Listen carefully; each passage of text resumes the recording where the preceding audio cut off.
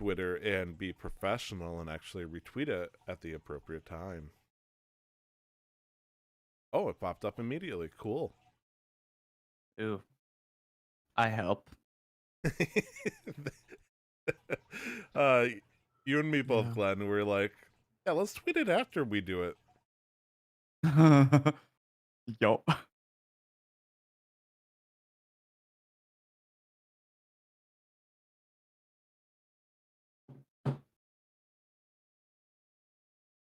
Guess I could have tagged you guys.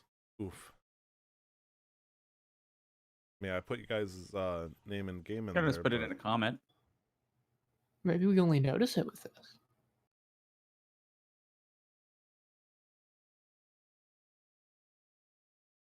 Might as well type on the thing.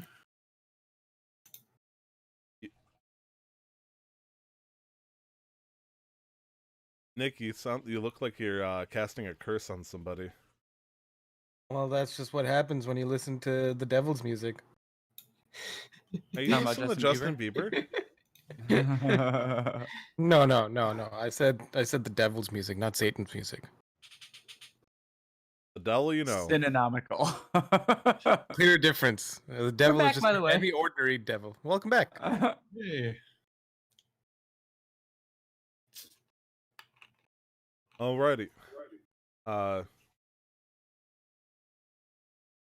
Everybody ready for this then? We hope so. Yeah. Okay. Just to confirm something, you guys are using speakers right now, correct? Yes. Yes. Okay, so Nick, Glenn, myself, let's avoid shouting. We'll have to be civilized here. Nick makes a face like. "Rrr." Nick, you can shout once. Should we move back our microphone a little bit from the speakers? Put it over here. I mean, that's on you. If you want to, it's just I notice there's occasionally an echo if I get loud. We have a little bit of interference. That should be a little better. Yeah. Also, if I may be blunt, can you make sure your phone is not on vibrate near the mic? Oh, yeah. I bet that sounds really weird. Oh yeah, it scared the shit out of me the first time it happened. It sounds like when the Reapers invade Earth, and then it's that like track. It's a Hans Zimmer soundtrack. Alrighty. I actually rewatched Inception the other day. It holds up. Anyway. Oh. Good deal. Glenn, Okay, I'm proud we're of you I'm proud of you for curbing your own tangent there. Oh, you know. I'm great at curbing.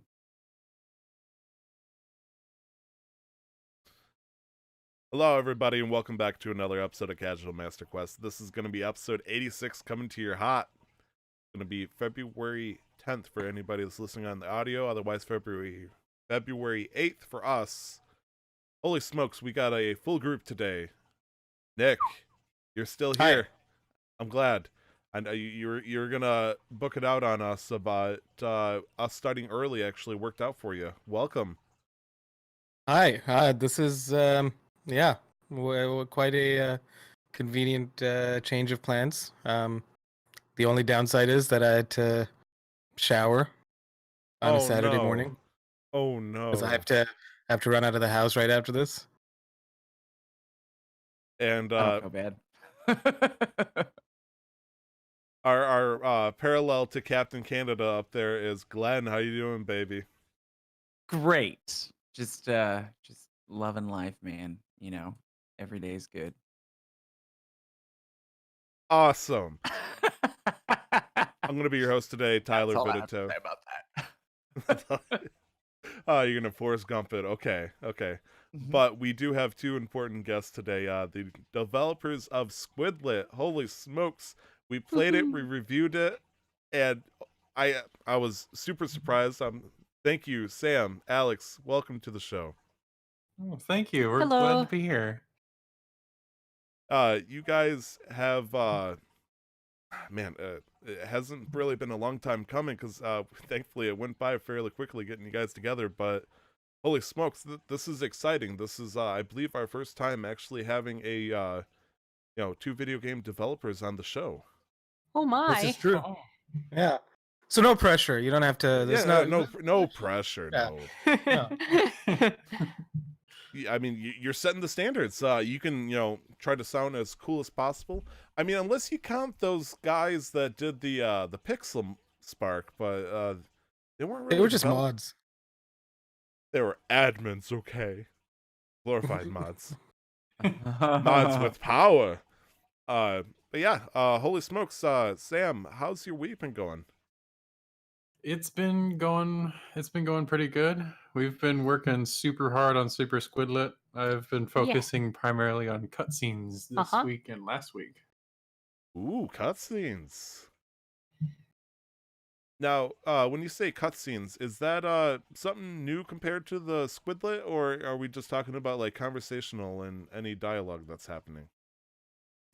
Usually what I mean by cutscenes are like there'll be little scenes of like you enter a new room or a new area, and there'll just be a segment of conversation with multiple characters. And we've started doing some new like experimenting with camera movement in Game Maker.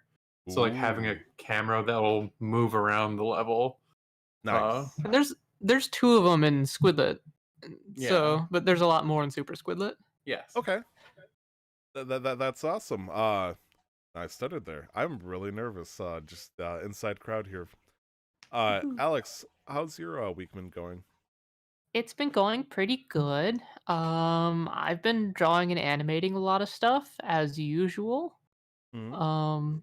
I've been attempting to make more music, and we're a little behind on the music front, just because frankly the rest of the game is so massive.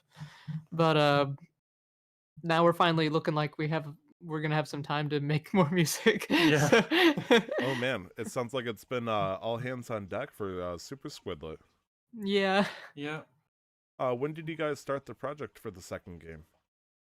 Oof. Almost 2 curveball. years ago. Yeah. Like, I guess it's more like a year and 3/4, but yeah. All right. Nick, Hot Wheels, Hi. beat that. Oh, getting a hiccup. Hot Wheels. Hot Wheels.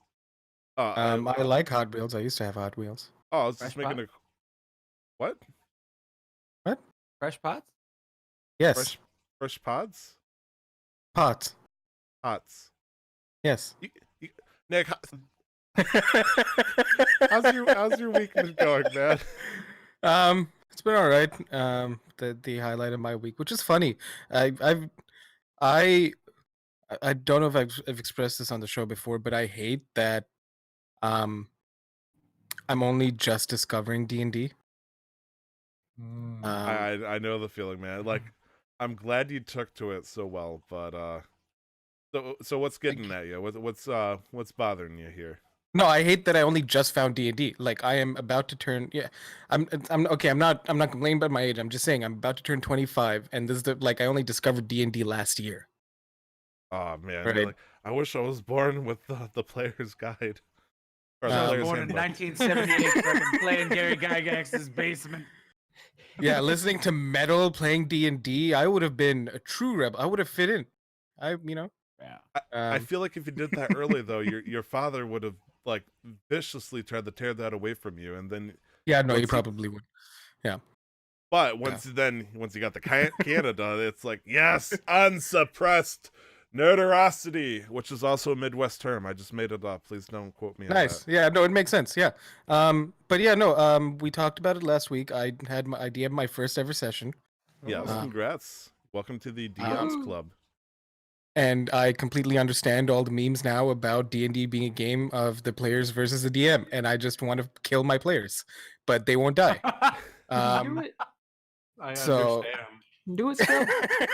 It's like So- you want to murder the players, but when they succeed against that murder, you got to compliment them and give them more stuff, so it's harder next time. It's confusing. It makes me happy when they successfully complete my challenges, but I also hate it. Hmm. That's fair. I mean, So, but but it was just the one session. It ended up being like a 6-hour session because the original plan was 4 hours. First 2 hours to set up the characters. This was session 0, and then the next 2 hours to like just get into it a little bit, introduce the world and the story. But then we all just got caught up in it, and then we just ended up going for like a full regular 4-hour session. nice, nice. Very good. Yeah, so I ended up coming home at like 1 a.m. or something. You feel like that kind of mentality is like how Piccolo probably felt when he was training Gohan? Like, I'm trying to kill this guy, but I should be proud that he's actually surviving it. No, Piccolo is a true at the start at least was a tsundere character. Because he's like, I don't fucking care about anybody else. I just want to be Mr. Evil and bad guy and kill everybody. Look at this pathetic, weak little tiny creature. He's not cute at all. I will protect him. I will give up my life for him. I'll train him. Every person, Baka. it's every person with their pet is so Gohan's Piccolo's pet. Eventually. It's not like I want you to dodge or anything. Ah, Okay. It sounds like we're gonna have a lot of D&D that's happening over here because Glenn, you've been. Oh gosh, you gave the look. The haunted look. The 1,000 games a week look. Yeah, I'm between Casual Quest Masters and my other groups. Just for some reason, have figured out how to maintain some sort of consistency. I'm running a minimum of 3 games a week. So but the beauty is that I'm comfortable enough as a dungeon master that for the most part, I just get a real like I do a lot of work early on anything and get a really great idea of who the players are, what's going on politically, socially, magically, whatever. It's D&D. And then I just let the players interact with it. So I have a Right. timeline for events and things and places and people that are all very interesting and compelling, but it's up to the players to interact with that. So it's not like a module where they've got a specific set of things for you to do or even a sandbox. It's like a beach. So you can just there's a whole beach like the other day. Some of my players, long story short, there's evil versions of them that had a long time to kind of like sully their good names Yeah. while they weren't there. And they used the wish spell to bring them to them because they were tired of looking for them in the world. And little did they know that this guy, this 20th level wizard, had made a lot of simulacrums. So the fight got really bad against Just got them Kingdom Hearts really 3. fast. It was bad. And he was just like, one of the guys was just like, I just don't like, impossible fights. I was like, dude, I didn't wish them there. You made that choice. I I'm made that sorry. It choice. felt difficult, but I did not choose for this to happen. You did, so but it's beautiful in that way, and that, in that way, as long as I get a really good base, the planning for it after that becomes a lot simpler because I can just come knowing, okay, this is what they've done. Okay, this is where they are in the timeline. And then what are they going to do next? I don't know. Okay, how does that interact with that? Great. And you just move on. It's a lot of fun. I believe you've said before when it comes to Nick and Brandon and I in Casual Quest Masters that we pretty much generate our own content, and there's been times where it's like you'll have stuff to do on the little sheet, and then you're like, we didn't do any of that, but you guys progress somehow nonetheless. Would you say that like instead of being a dungeon master for a show, you're more of a professional dog walker at this point, just trying to make sure that we stay on our leashes? A little bit. It's more improv than it is anything else. Just being able to roll with what you guys do. Your choices are the only thing that holds gravity and weight because otherwise the situation would remain, the plot wouldn't change in my head. This is what the ending is going to be if no one does anything. And then how that changes, ebbs and flows, and a lot of it started with, trying to make traveling interesting and making it valuable. Because one of the things I noticed, especially in things like video games, is that even when you're going to talk to the king, you meet important NPCs. You find out about other things in the setting that are valuable. And in D&D, a lot of times we tend to kind of like lose that, because we want montages. We want to get to the point. We want to do this thing. We want to fight the bad guy. But a Right. lot of the most valuable things for the character and the party and the group dynamic happen in those little moments, So I I've been working really hard to make sure that you guys get a chance to kind of delve into who these characters are and why they're doing the things they're doing. I missed the gnome lady already. Oh man, what was her name? The gnome lady in which gnome lady? I The play so Wizard's many Tower. NPCs. Uh, In the okay. Wizard's Tower? the In the Tower bar. of the Arcane Brotherhood? In Neverwinter. Oh! Oh, Oh my god, that was like Glenn's right. session 3, yeah. I'm sorry. Wait, Yeah, because you were is it like, kinda you like know any podcast gnome amnesia? tinkers? She's like, what, just because I'm a gnome? no, that's fair. That's fair. But yeah, you've brought a lot of memorable characters along the way, where it's just out of the blue. Where, yeah, Neverember, sure, Lord Neverwinter, but then it's like, oh man, the gnome Oh, but she was so lovely. Yeah. and Elgira, my Yeah. rejected love. Not yet. She's just been weird about you making advances. No overt rejections, but if that Just does happen, because I'm a remember, no means changeling no. pretending to be 10 years older than I really am, and I'm basically 3 kids in a trench coat at this point. Just little rascals. Yeah, but D&D is great. It's not as stressful as it used to be. Dungeon mastering has become an absolute joy the more I do it. So, yeah.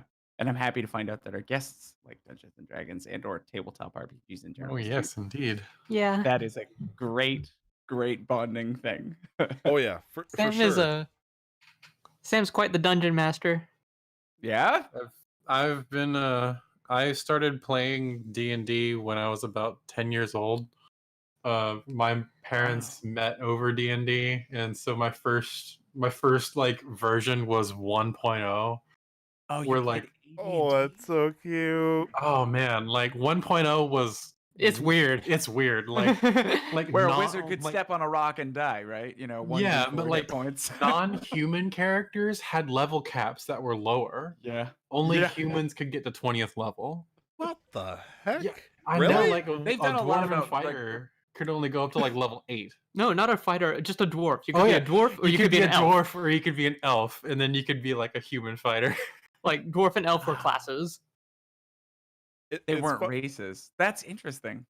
It's funny for Nick and I specifically in this case. Like, we have only known 5e. 4e seems like retro, and then 3.5 is essentially like the Shadowlands in the Lion King. It's like we never go. 3.5 is vintage. It's like, it's you go to your It's I just don't know, your Pathfinder. local antique bookstore, and then there's just a cupboard in the back that has a lock in it with glass windows, and you just see like relics of the past, and there's 3.5. It Oh comes my on God. vinyl and everything. Sam got me into it during 3.5, or Yeah. Okay. not during 3. I think 4 was out, but our friend group played 3.5 for a while, and then we moved on to Pathfinder. Yeah. Yeah, 3.5 and Pathfinder, if I'm not mistaken, are essentially Pretty the same. much. Yeah, Yeah, they're right? Okay. essentially the same thing. Yeah. And we're finishing up our last Pathfinder game probably ever before we move to 5e, like yeah. within the coming months. Okay. Well, lot of- welcome to 5th edition. Yeah, Yeah. welcome to fifth I was a edition. part of the I was a part of the Easier, D&D Next like play testing. It's one of my favorite things they did with it is just go, "Hey, we want to do a new thing, but we want you guys to like it. So, we're going to send you this game for free. Tell us what you think and we'll change it." Oh So, man. wonderful. Yeah, that was how Next was, and then it became 5th edition, and then because since you were around for first edition, then you would recognize the old Unearthed Arcana books are now a like a monthly thing where Jeremy Crawford and the team out there, they release playtest material that eventually finds its way into new books.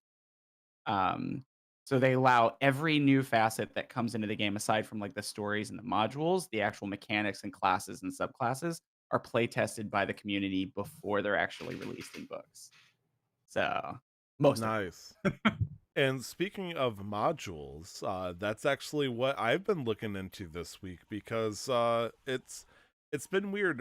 Running a homebrew campaign from the get-go as my very first thing that I've done as a dungeon master is very difficult, first off, but it's really rewarding, having, this is your world. This isn't some world from a book.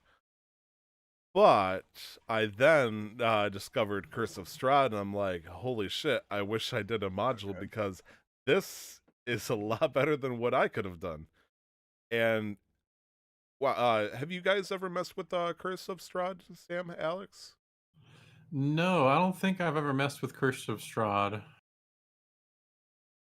Well, you And know Haven't- Barovia, though, right? Being an OG D&D person, right? Glenn- Barovia, the demi-plane. Glenn, I think you're starting to we- gatekeep. Strahd Yeah, Zarovich. we played mostly in 3.5. We played a lot of like just random modules that would string together, usually from Necromancer games. Okay. And then when we moved to Pathfinder, I started picking up like the official Pathfinder modules. And right now we're playing through the Curse of the Crimson Throne. Oh, that Ooh. sounds awesome. That It's- does sound awesome. It's a real crazy campaign. It was made especially crazy because my party decided that they were going to do a new form of party that is consisted of only paladins. Ooh. Oh, Pally Ooh. Party. Ooh. Yeah. I want to It do a was- bard party so bad. Just have it From be the a touring tribunal. band. Yeah, All right, they Glenn. formed the tribunal of like 3 different paladin gods, and like it's been a long ride, and 2 of them have died. Yeah. One with the was heels? cursed. One brought onto himself a curse of Tiamat, trying to save one of the paladin's dragon companions, and Oh. he just recently he made a deal with a demon to get them out of the castle dungeons, and he made a deal with a demon to become an anti-paladin for a limited period, and recently just got out of that and has been redeemed in the light of the god of healing and everything. Oh my Aw. god. Anti It sounds like Oathbreakers are so. great. Is your party really more focused on like RP rather than Oh, like yeah. being like dungeon junkies? We're Yeah. stupid though. Okay, Like but then No, you'll yeah, love the- you'll love 5th edition because it's so RP focused. Yes, yeah, I've been reading the books, and I'm just like, oh man, I can't wait to jump into this. Well, and the beauty is you're an experienced DM. Rule 0, like it's just the rule of cool. You know, like whatever goes at the table is just kind of whatever the table communally agrees on. Like the actual mechanics can be completely ignored if it doesn't make sense to the group. You know, like it's 5th edition can be whatever you want it to be. So that's really cool. though. I'm very excited. I'm trying to imagine if there was a team of paladins, and there's like some kind of quest giver that comes up to you, and he's like, oh, I need you to save this and do this, and everybody's like, all right, gentlemen, ladies, pull out your tenets, let's make sure everything clears through with each one of us. Nature paladin, yeah, no trees want to be cut. Vengeance, ooh, they want us to beat this bad guy, but he's only the second command. We got to go for the top dog. And it's like, it'd just be funny. It's like, all right, our lawyers are going to contact your lawyers. We're going to check all their tenants, make sure the contracts are all fulfilled. Everything looks good. And I do like the idea of doing all bards. Nick shook his head fervently at that idea, though. But, I mean, Bard party. Glenn, all you got to do is have like a giant meteor hit the entire Sword Coast, and Final Fantasy 14 this. From the ashes rose 3 bards. Just give me an axe guitar. That's all I Well, want. all we got to do is make you a College of Valor, or sorry, College of Swords bard, and then you're basically just a fighter who sometimes makes music or something like that. What I was going to go get is something that I'm very proud of. I've been very active in trying to restore and take pieces of D&D history. So I have all of the original books. Ooh. Oh, man. Oh my goodness. And so here's the monster manual and the Ooh, yours player's is very handbook. nice.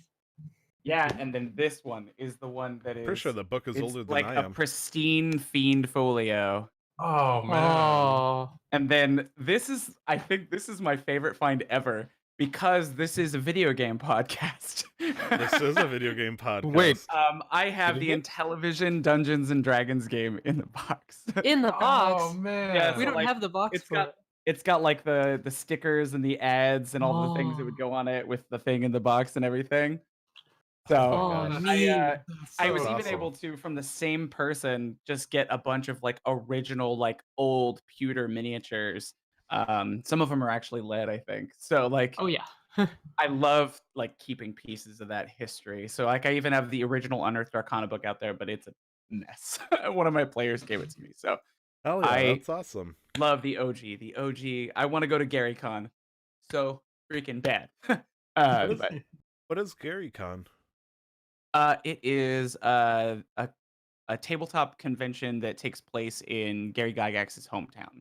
Oh, Oh, okay. cool. Oh man. And like, if you're part of the inn community, there's a group of like people like Satine Phoenix and Stefan Picorni from Dwarven Forge and some of those guys that'll go play in the basement where it was founded with Luke Gygax.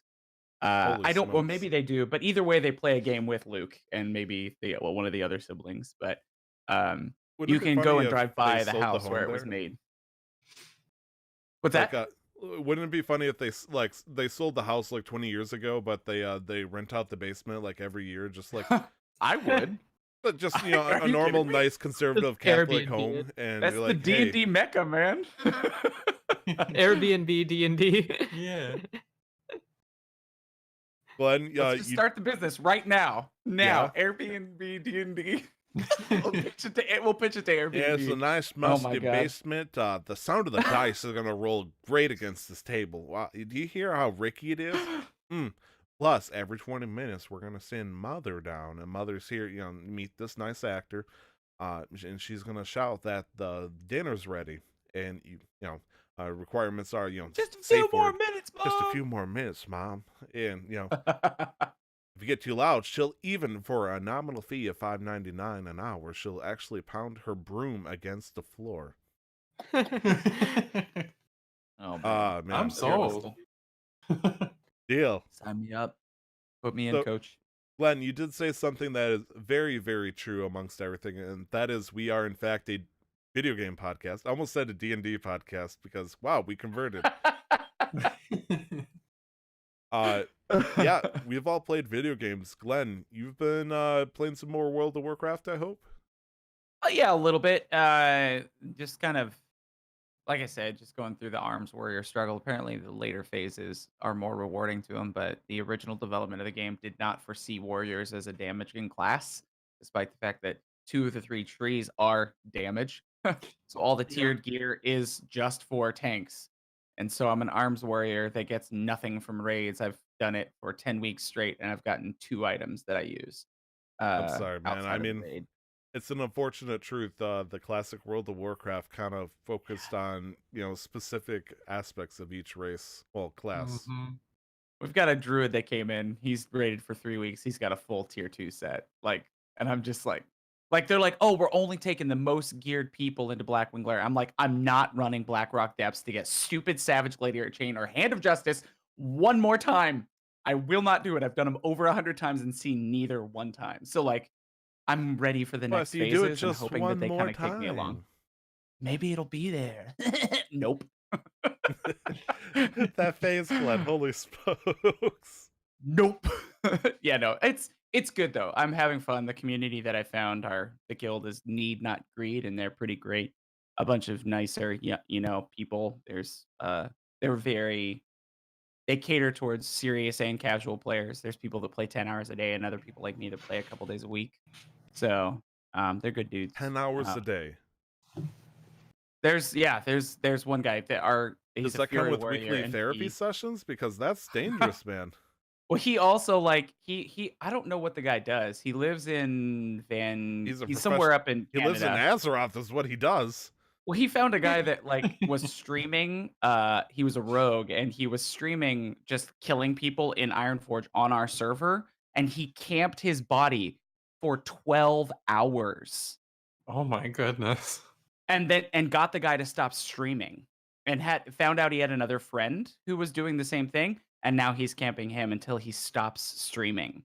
So like some of those guys don't have much to do. Now, granted, this guy's a nice guy. He's doing a service by getting rid of a rogue who's killing randos in Ironforge. But like he plays World of Warcraft. Now So they're he all was- getting into Minecraft, but when Blackwing Lair comes out, they'll He's come the back. so. equivalent of like the anti-hero of RuneScape known as a PKKer.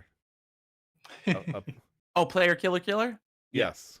Okay. Yeah. I mean, Yeah. He's the technically Deadpool good. of our world. True. Yeah. And thus the stereotype of Dorito dust coated fingers, Mountain Dew drinking neckbeard gamers have resurrected. This is the guy in Make Love Not Warcraft episode Oh my of South gosh. Park. That episode, the first episode of South Park I've actually ever watched because it was What? Yeah, it was for some reason that one episode was free on the Xbox 360 that I could download that just the one episode for some reason. And It's I've so never good. watched I just got the Xbox 360 that year and I couldn't afford any games or stuff, so I downloaded anything that's free, including that one episode. And at that point, I don't even think I had played World of Warcraft. I just thought it was funny because, there was that guy. Little did I know, 3 years later, hey, guess what? I wasn't that guy, please, no. Anyways, you've been playing a different game alongside that.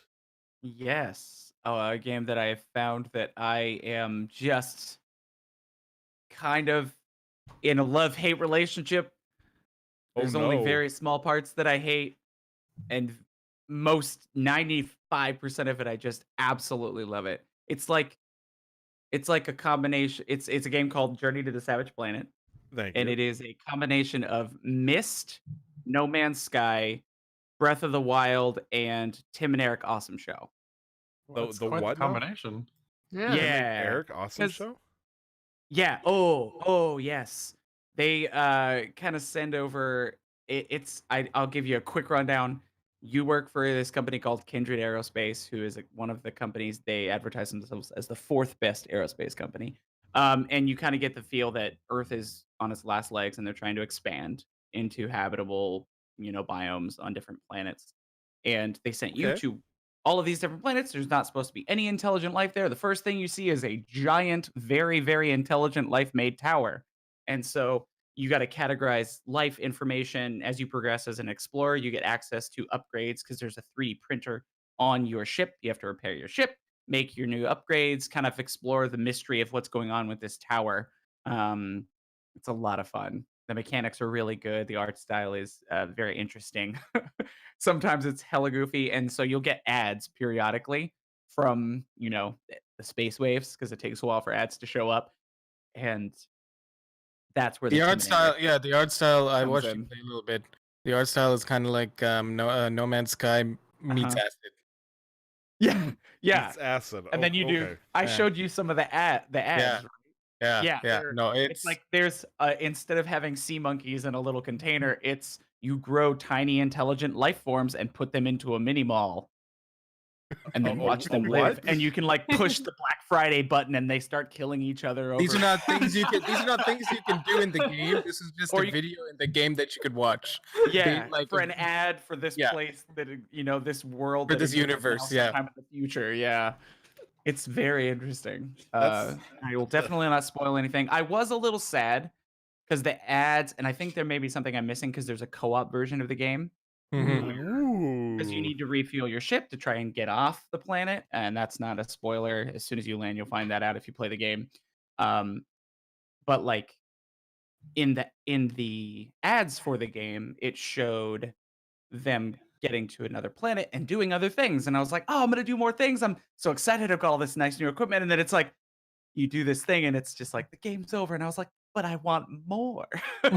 So that's about as bad as I can say. Sometimes the mechanics are funky, but that may be me transitioning as a primarily console player to mouse and keyboard, just trying to figure things out. Yeah. Like one of the first things, I couldn't figure out how to activate my scanner. I was like, I don't know what button that is. It was just like some arrows, and I was like, and Nick was like, that's the tab button. I was like, oh, okay. Thank you, Nick. I did get to watch you fight a boss. I believe it was called the Matriarch. That was a cool looking boss. Oh yeah. Mm-hmm. She was an interesting one. Yeah, she was. Holy smokes. Nick, Hi. you're playing a new game called Destiny 2.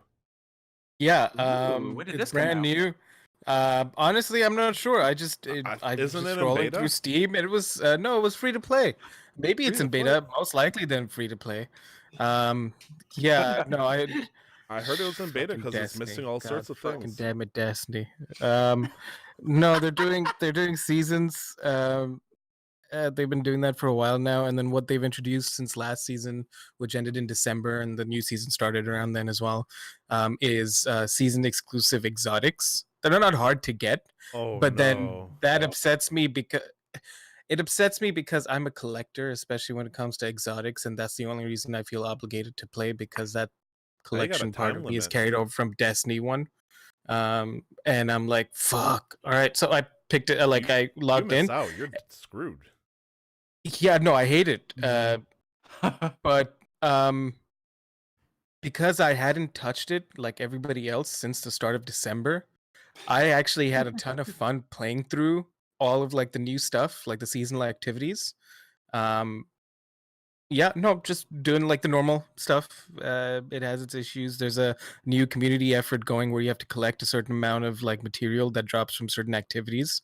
The first, there's 7 stages and it's on for 3 weeks or something. The first stage is you have to donate. What was it? 400,000? No, no. 4 million or so. 400,000. Let's say 400,000. Let's say I believe Second you stage either was way. 700,000. Then it was 1.2 million. Then it was 2.2. And then there's 7 stages. So they did the math, and it looks like it might be about 7.7. And we're already at stage 3, and it only started on Tuesday. So like the community does good during times like this. And it's gonna unlock something for us, I guess. I don't know. I'm just gonna do my part and like I contributed, get my emblem, and then like, all right, cool. But beyond that, Oh, sorry. oh, sorry. No, that's fine. Final Fantasy 14 is doing kind of something like that, where they're rebuilding the firmament. Or, Yeah. Okay. Yeah, just like a large scale like community thing for everybody to contribute and feel like they did their part and get some sort of visual reward. At least that's how it is on Destiny. Yeah, Um, those are really fun. Yeah, actually, it ended up being fun. But again, very important for me to state that because I haven't touched the content since December, and everybody else has been like hardcore grinding it, and everybody's a little burnt out. And I'm like, hey, what's up, guys? I heard there's some new stuff here. And everyone's like, yes, there's some activities there. You just There hear are things you can do there. Um, but beyond that, like, in the group, I tend to be the FPS person here, and so I Are you a bit warlock? the yeah, of course I warlock. But Yeah. warlock's the best class. But we're not gonna get into enough of Destiny. I don't. I bit the hype bug, and I bought Escape from Tarkov. Nice. I think. Kinda. Not really. I'm not a big fan of it. But are you? I don't know yet. I can tell you it's fun with friends because Escape from Tarkov is not my playstyle usually. So Escape from Tarkov is a large scale PvE/VP. So there's AI players and there's normal human players, and it's about looting, surviving, and then getting out essentially. But it's very complicated with all the the key binds and like just the loot system and the amount So of it's things just there are and the Fortnite. combinations. No. It's like PUBG with Um, Marketplace, right? No. This is like the closest comparison I received was DayZ. Mm. Yeah, Uh, my so light bulb still stays off. I'm sorry. That's so a like you zombie could game, like right? PUBG's a good comparison in terms of I think so. I think DayZ's a zombie game, but PUBG's a good comparison for like how it looks and how it kind of plays. It's a Yeah. little bit more made to be realistic. But there's like each there's like at least 2 or 3 dozen weapons. Each weapon has can go from 4 to like 12 mod slots each, and they can all take various combinations. And then there's a global marketplace where you can put things up for trade. A GTS, if you will. No. What's the fucking thing in RuneScape? The Grand Exchange. Yes, the Grand Yeah, Exchange. the Grand Exchange. Yeah, that's what it's like. Oh man, now you're talking about RuneScape, starting to get me the. But I've been playing with some friends, and they've been taking me through it, kind of showing me the ropes. And I say it's not my style because it's very slow paced. Like you can play it aggressive, but then you're gonna get punished if you're not good. Right. Because regardless of whether you have the best armor in the game, one shot can take you out if they find the right gap or the right angle on you. Right. It's a really So- slow paced game in terms of like building up. Because Yeah, and that's not me. I know it's not you. That's not me. I get bored. I get antsy. I get itchy. I get like I need to like do something. So that's why I like playing with people, because I'm like, all right, I'm just tell me what to do. I'm just gonna sit here and not do anything until you tell me what to do. And so that's what I've been doing, and it's been fun. Sounds like me and my relationship with Amanda. Tell me what to do in this marriage. I'm not doing anything until you tell me what to do. I'm just kidding for anybody that's listening, including my wife. I love you. And you mentioned it earlier, Sam, I believe. Well, I believe Alex, you brought it up, but Sam, you've been playing some Final Fantasy 14? Yes, I've been playing 14 predominantly lately. I've been playing it since a little after Realm Reborn came out. So I'm an early convert, but it's definitely a fantastic game that I love, and it was that game that got me into tanking in MMOs, and like it Nice. was really scary when I first started it because like my perception of tanks are like this ethereal class that people play if they want to be like the ultimate cool dudes on the server.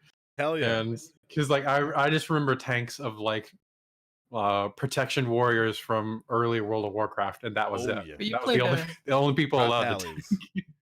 you played a vanilla Pally though. Yeah, I did play a vanilla paladin. Oh, wow, really? Yeah, That's a dangerous game. A lot of It's- people didn't respect that. No, paladins got no respect. Were you red or red or holy?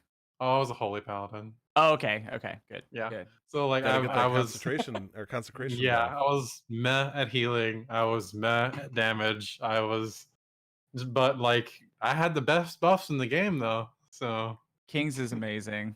Oh yeah, yeah. Gales with everything, baby. But yeah, I've been playing 14. I love it.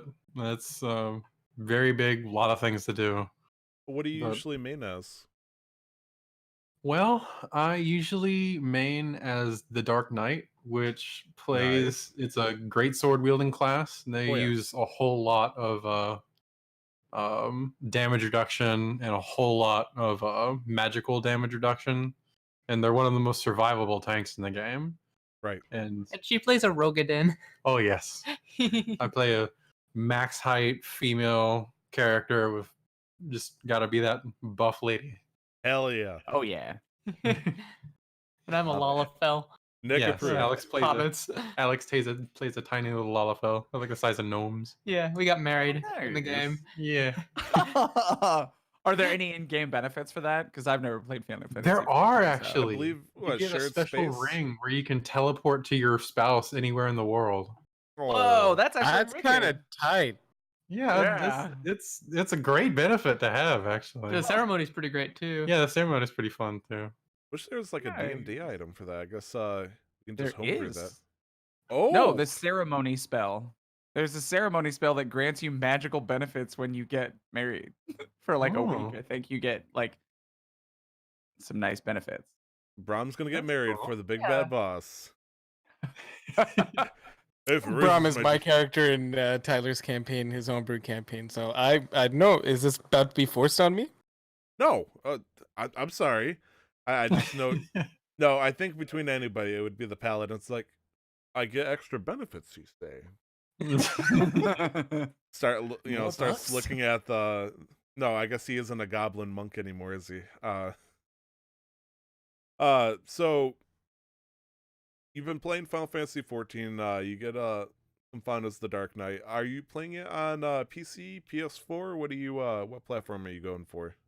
Well, I started playing it on the PC, but as the years went by, I'm 30, and I started to develop some like arthritis in my hands, and so like I couldn't get to like all the keys on my keyboard fast enough anymore for in-game stuff, Yeah, and so I feel took a break, and I eventually came back and essentially relearned how to play the game on console, which I've been messing with a little bit, but now I play exclusively on PS4 because it's a lot easier for me.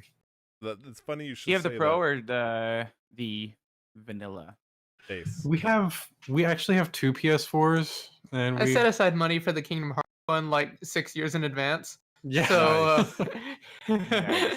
So we got the special Kingdom Hearts PS4 Pro, and we got we Nice. actually have the Destiny the Taken King PS4. Wait, is that the white one with the gold stuff on it? Yeah. You bet That's your what ass I it had. is. I had that, Oh, but it was yay. haunted, so I got rid of it. Yes. Yeah, we got that Destiny PlayStation's PS4 haunted. just simply What? because it's so pretty. It's That was the beautiful. I best was gonna time say- in Destiny history. Changed my mind. I will. Season pass didn't exist, and I paid $250 for content that somebody else got for $30 3 months later. I was mad. Yeah, I can understand. bad. Oh damn, jeez. That was a shade thrower was- right there. Just I'm sorry. I was very jaded. I had to step away, and I stepped away from the game until it was free to play as Destiny 2 again. And I really enjoy the game. I think the mechanics are good. I just think that they got too corporate-y and decided to cater to stockholders instead of the fans of the game. Yeah. Mm. For a while. I'm a really big old Bungie fan. Like I love Marathon and Pathways into Darkness and like just all their old stuff, and including Halo. And I liked Destiny 1, but not as much as I could have. that's fair. Well, on the dev side, if you know that, you know what the uppers did to them right before, like a year before release, they were like, "Nah, scrap it. Do this. Don't do this." Oh, And they were like, okay," which is why the game ended up coming out so incomplete. They just didn't have time to finish it because they told them to scrap everything. Like that less than sounds a year like some before it came out. apology or Bungie apologists bullcrap. I don't know. That's just what I hear. Yeah, I'm sorry, I bigwigs was just don't know what it takes to make a game, you know, and so they just ask for things to be And that done, was even they're more like, true for Destiny 2. yeah. Let's say, Because I didn't hear about Activision that. calling all the shots because they were bankrolling the whole thing. Yeah. fair. And that's why And- we're never gonna sell stock as Squidlit Inc. Yeah.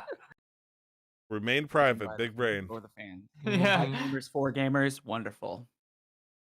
It's Alex, it may be a little more expensive down the line, but it'll definitely be worth it. Yeah. I mean, you could technically We just do talked what- about that a couple weeks ago. I'm willing to pay more money for a game that doesn't have to be supported by a big company that's going to make decisions that the fans won't like, you know? Like I would much rather Yeah. support small devs than, you know, personally. But I was gonna say you could do what I believe it's the Green Bay Packers route, where you can buy shares in them, but you actually can't profit off of them. It's still $250 regardless. You don't have any actual say. You can't profit, and I believe they're not tradable. You just say, hey, you know, kind of like essentially a $250 commemorative Squidlit coin. If you wanted to go that route. Oh yeah. But I mean, yeah, each his own. Alex, you've been playing Yokai Watch. Yes, I have been playing Yokai Watch. I found it at like a $5 store. It's like a dollar store, but it's $5. Fiverr, or not Fiverr, Five Below? Yeah. One opened up in our town recently, and I went and checked it out. I thought it was like a cold clothing store, but no, it's like a $5 store. No, it's a pretty good store. And they had the only like game they had there was Yokai Watch, and I was like, you know what? Sure. And I love it to death. I don't think I like it as much as Pokemon X and Y, which I think it was a direct competitor for, but like Right. it definitely has its own thing going on, and I like its general vibe more. I'm really surprised. Like it's just the music's really nice. I like the small scale storytelling and episodic nature. It's Yeah, it looks like it plays like you're playing an actual like television series. yeah, it's very low key Hmm. as well. It's so weird because Yokai Watch got, if I understand this correctly, a lot of traction over in Japan, but when it came over here, it just, I think the population's so dominated by Pokemon that it was hard to breach that. In fact, it's kind of surprising that the game Temtem was able to do as well as it did, but Yeah, Yeah. Yokai Watch, are you playing that on the 3DS? I am. Okay. Uh, you feel like if it came out for the Nintendo Switch, you'd buy a version of that instead? Um, I usually try to play games on the original console that came out on. Okay. So like, but if I didn't usually try to ascribe to that rule, I probably I'd play it on the Switch. Yeah. I feel like there's a lot of Yokai Watch games, so how many is there? Do you have any idea? There's three that came to America. I didn't know there was a, but apparently it came out 2017 was it? Holy smokes. Has it been that Yeah. recent? Yeah, yeah. Yeah. The Wow. third one. So if let's say a fourth one came out for the Nintendo Switch, would you jump on that, or do you feel like maybe hold off on that? I'd research to see if it's episodic and I need to play the other ones, but yeah, if I had played the other ones, yeah, I'd Okay, good deal. Uh, over on my end, I actually got to play a little bit of Warcraft 3 Reforged.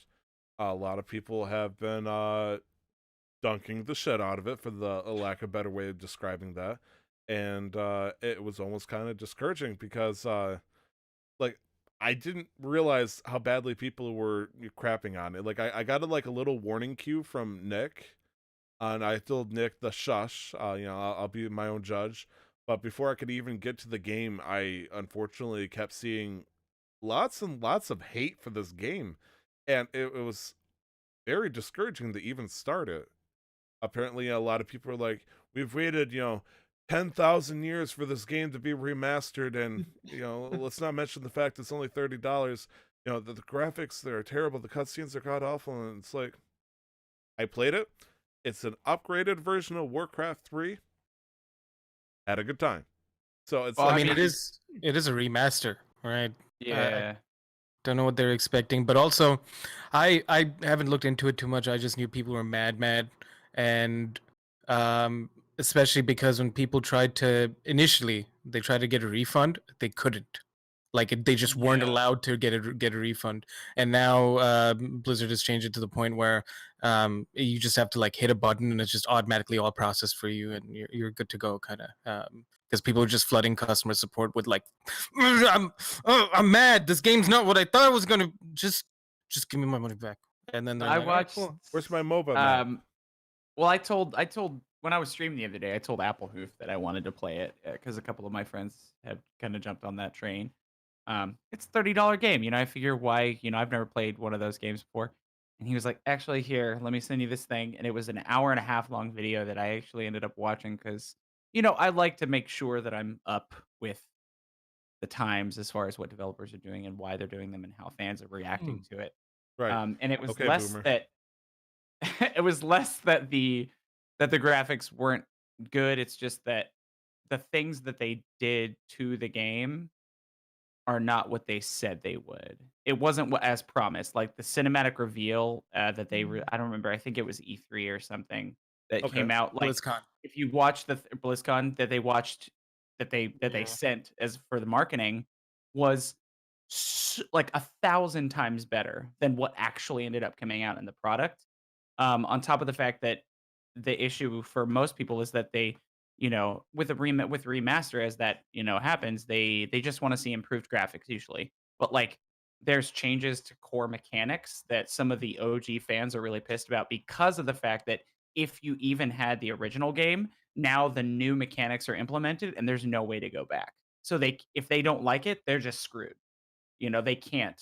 The game that they really love, they're gonna end up having to like create servers or like how Dota came from this as kind of, but now Blizzard is trying to keep that from happening again. So they're within the terms and an agreement, they are now copywriting anything anybody Banning does mods, with the essentially. content from their game, so that any mods are their property now. So like Yeah.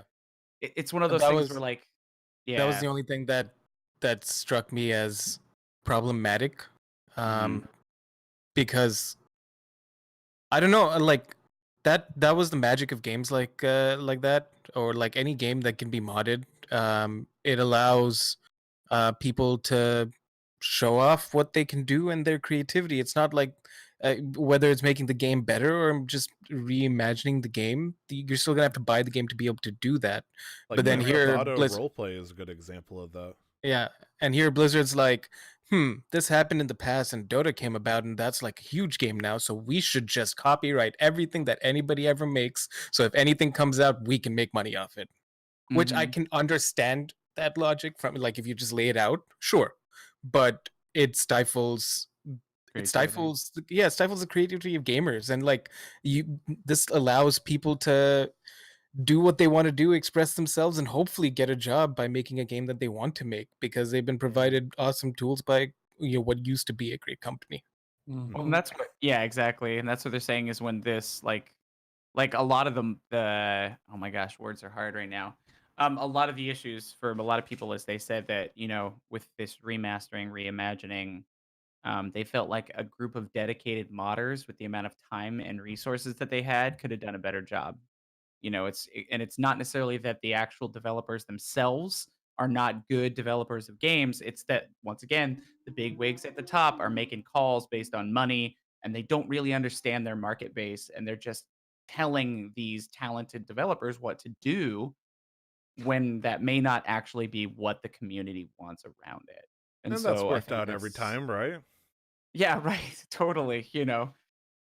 Just I don't know. It just at some point you wish that these bigger companies would kind of learn, because eventually they're just going to alienate their bases so much that they're going to lose out on future revenue with this. Just start listening to the people that care about the products you're making, and you will be more successful in the future, because they care. That's not a bad thing. You get Certain hype. voices you have to block out, but like you're not listening at all. You get hyped for Warcraft 3 Reforged, but what you get is Warcraft 3 Refunded. Refunded. I've seen that logo that they made. Yeah. Sad. It's such a sad thing. But as somebody who never, I honestly never looked at the ads or anything, I had to do the same thing with like Kingdom Hearts or Death Stranding and all that, because I feel like, especially with Kojima, bless him, they really love giving you as much information as possible. With Kojima, it's nonsensical for the most part, because he hands you like, 15 pieces that, look amazing, but it's a 5,000 piece puzzle. So it's like, what the hell's going on? But I just wanted the, I like Warcraft those. 3. What's that? I like those. That's wonderful. So since I didn't hear anything about Warcraft 3 Reforged and I went in fresh, it looked improved. I was enjoying it. I still am. But there's so much hate that's coming from this game, and shocker, it's the Blizzard fan base. So I mean, what else did I expect? But unfortunately, some people aren't enjoying it. I think it's discouraging friends and other players from buying it. And obviously, one of the most important aspects of Warcraft 3 was the ability to have multiplayer games with other friends and whatnot. So my choice is essentially do the campaign and be done with it, or play with a bunch of people that are probably, becoming tryhards as we speak and plotting my doom anytime I try to join a map with them. And so, kind of burnt me a little bit. And the sucky part is, I have no idea if I should be upset at Blizzard. Should I be upset at Activision? Should I be upset at the fan base? It's like it's a little bit in each direction, and it's tough. But yeah, Warcraft 3 Reforged in a nutshell. Also played a little bit over the past couple of nights of Ocarina of Time Randomizer once again. I'm back to that old ship. Was I doing a randomizer when you were here, Glenn? I don't think so. Okay. I don't think so. For those who don't know, people love Ocarina of Time. People love Yeah. Link to the Past and all that. And some people play it so much that it starts to get a little bored. So what better way to fix that than play a new game? Hell no. They just randomize every single item in the chest instead, and make you travel across the world and try to find every chest, so you can progress with the game. And add an extra layer on top of that. We were playing what is called multi-world. I was playing it with Brandon, where essentially, if you open a chest, I might open a chest over in the first dungeon, the Deku tree, and all of a sudden I get the Megaton Hammer. Like, what the? I have no use for this. Awesome. But the Megaton Hammer is actually Brandon's Megaton Hammer, so I gave him a Megaton Hammer. So him and I are playing different versions of the same world, where we open up chests trying to give each other items so we can continue progressing. Oh, that sounds cool. So Yeah, it's because randomizers are set up to be like puzzles essentially. When Yeah, you're it's not a doing a labyrinth. multi-world, when you're not doing a multi-world where it's just you playing a randomizer, it's all set up in a way where you can complete the game. You just have to figure out the puzzle. But with the multi-world, it's like a whole other layer added on top because now it's the items from both games mixed into each other, and it's just one. I'm depending on Brandon to be just as good of a randomizer player as I am, and we did pretty good. He got the boomerang where I got the slingshot, but the problem is, though, since neither of us got the ocarina, he couldn't access Zora's domain, but I was able to, once I got bombs, able to do the first 2 child dungeons, which was great.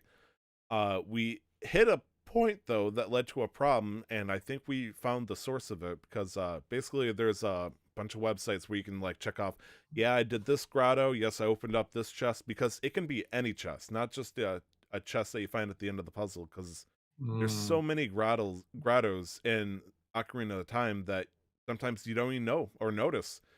And buying from those Deku shrubs also can give you a random item, so there's a lot of nooks and crannies you gotta check. There's a lot of chests that I've never noticed a day in my life in the Deku tree, the tree that you've gone through so many times easily, because usually it's like compass, map, slingshot, you're good to go. But it's like, well, actually, there's that one chest at the very bottom that gives you a single heart for some reason. There's a chest that's hidden up to the left of the compass. There's a chest hidden up to the left of not the compass, the map. I'm sorry, I'm digressing. We hit a point to where we did all the checkpoints. We didn't get a new item that allowed us to continue. And we got really nervous because there's only one last thing that we could think of that we need to do in order to give each other an item or get our own items. And that is golden sculptulas. Because, and so him and I, we usually set it up to where it's like the maximum sculptulas you need in a playthrough for something like this is 10. 20 if we're feeling, a little dangerous. But he forgot to tick that, and so it can go up to 50. And so him and I are going to have a little talk about, where all the golden sculptulas that we can access this early in the game, and try to get to the 20 and see if that can give us some progress, because I don't want to do 50 sculptulas before I even get the Master Sword, because that's scary. That's scary, yo. Oof. And we were hoping, just in case, maybe check the spoiler log, just to make sure we're on the right track. We didn't accidentally miss something, but we actually didn't make a spoiler log, so this is going to be as much troubleshooting as one could possibly ask for, but we're having a good time. It was fun, getting a kick out of it. It's been a little bit of a weird process because you got to use certain programs to link each other over the internet and all that. And if you do a weird action, or if you look at the corner the wrong way, for some reason it'll just randomly disconnect you, and that's a little frustrating. It's just been really weird about it. Plus, in this version of the emulator and all that we're using, loading save states, because I'm not going to be able to do the slingshot challenge at Castletown perfectly every single time, and I don't want to be a broke son of a gun. That will randomly lock up the game. So it's like a Russian roulette whether or not we want to use save states or not, or we got to start the entire emulator over. And much as I love running from Link's house all the way back to Castletown every single time, that's a that's sorry, not a dice, a deal breaker for me. It's like, ugh. Yeah, we're having fun. We both beat the first 2 dungeons. He needs the ocarina to be able to access Jabu Jabu, and I need a boomerang in the first place anyways, so we're both just trying to get ocarinas, and at that point it's either we finish the child dungeons or we progress as an adult and see what chaos we can continue. But until then, the golden skulltulas elude us. But that's enough about me. I think the focus should be turning onto the guests of the show. Yeah. Alex, Sam, you guys are video gamers first and foremost, but you're also the developers of Squidlit. Yes. Yes, indeed. Ow! That is a game. Yep. It certainly is a game. Would you say that's one of your biggest accomplishments as I guess your career technically? We were creaking our chairs around. What was the first couple words of that sentence? I'm sorry. No, it's okay. I was asking if you felt like Squidlit was probably one of your bigger accomplishments. Oh, Oh, probably. Yeah. Oh, Definitely. definitely. Yeah. Yeah. It was rough. Yeah. Right. Like, it's amazing because, and I totally understand this, the final product sometimes, it's like, it looks great from the front when you're sitting in the theater seat, but from, in the background, it's like, oh God, please let the coding of this work. Oh God, please let this Yeah, sync here. Because yeah. it's like, if not, it's like, oh man, I gotta recompile everything after just moving something over a little bit. Oh And yeah. Yeah. Uh-huh. when you finally get The- all those pieces working together. The the book boss Grimoire. Yeah. is- People is seem to the- like that one, and I'm glad because trouble. Oh man. It's like 16, maybe 18 separate objects that are just like kind of woven together, and if any one of them goes wrong, then Then there's a massive hiccup, and then the whole game just The whole crushes sequence it just on breaks. itself. yeah. So how was the process of learning to design Squidlit? Well. Well, I started it while Sam was in college, Mhm. and I didn't know how to code, and I didn't know how to draw, and I'd never really made music before. man. And We so have so much in common suddenly. Scratch. yeah, yeah, just point of complete inexperience. And so that's part of the reason the game that's 30 minutes long took a year is because, Learning everything as you go. 6 months in, you look back at the work that you did at the beginning and you're like, I need to do this again. Right. Yep. Yep. I totally understand Well-trained that. eyes at that point. Yeah. So it took you a year to have it completed then? Or did Yeah. it take Holy smokes. That's And actually really impressive. yeah, Yeah. learning completely from scratch and everything to getting a fully completed game. Especially with Yeah.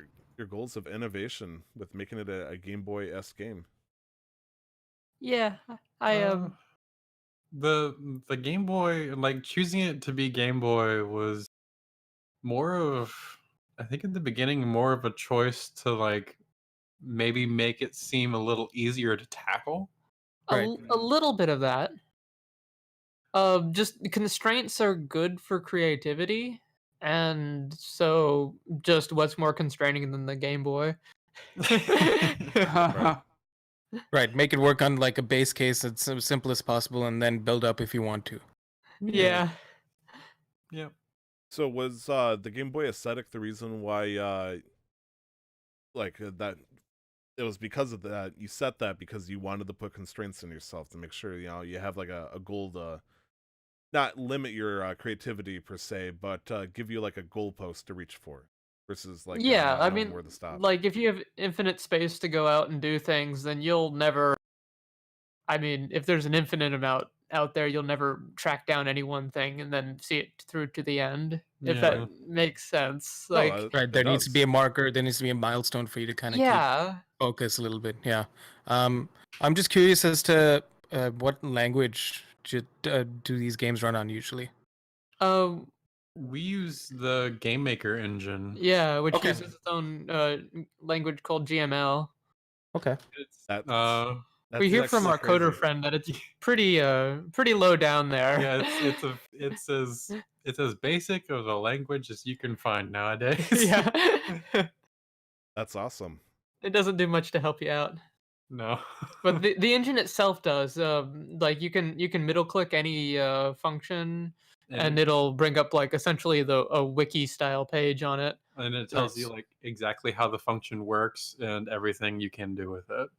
Good. And that's Okay. that's what has made it so like able to be done. Yeah, like there's a version of it that's woefully like non-existent, pretty much. But that's kind of messed around in Unity. But Mhm.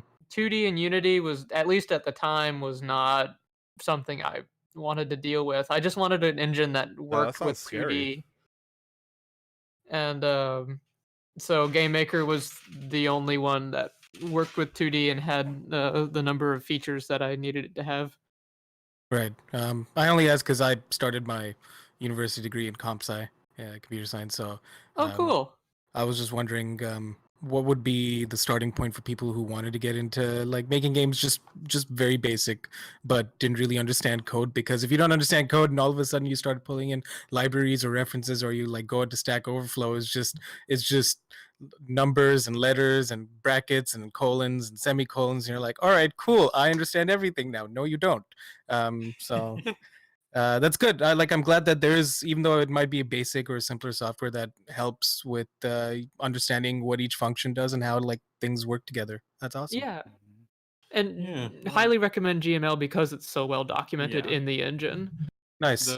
The Game Maker Studio engines are like, I extremely heavily recommend it to someone who wants to think about being a game designer, because since Okay. it's so well documented and they have tutorials made by the people who made the engine, that helps you get a grasp on the basics of like programming and game design and like how to think things through in a programming mindset to get this creature or whatever to do what you want it to do. Yeah.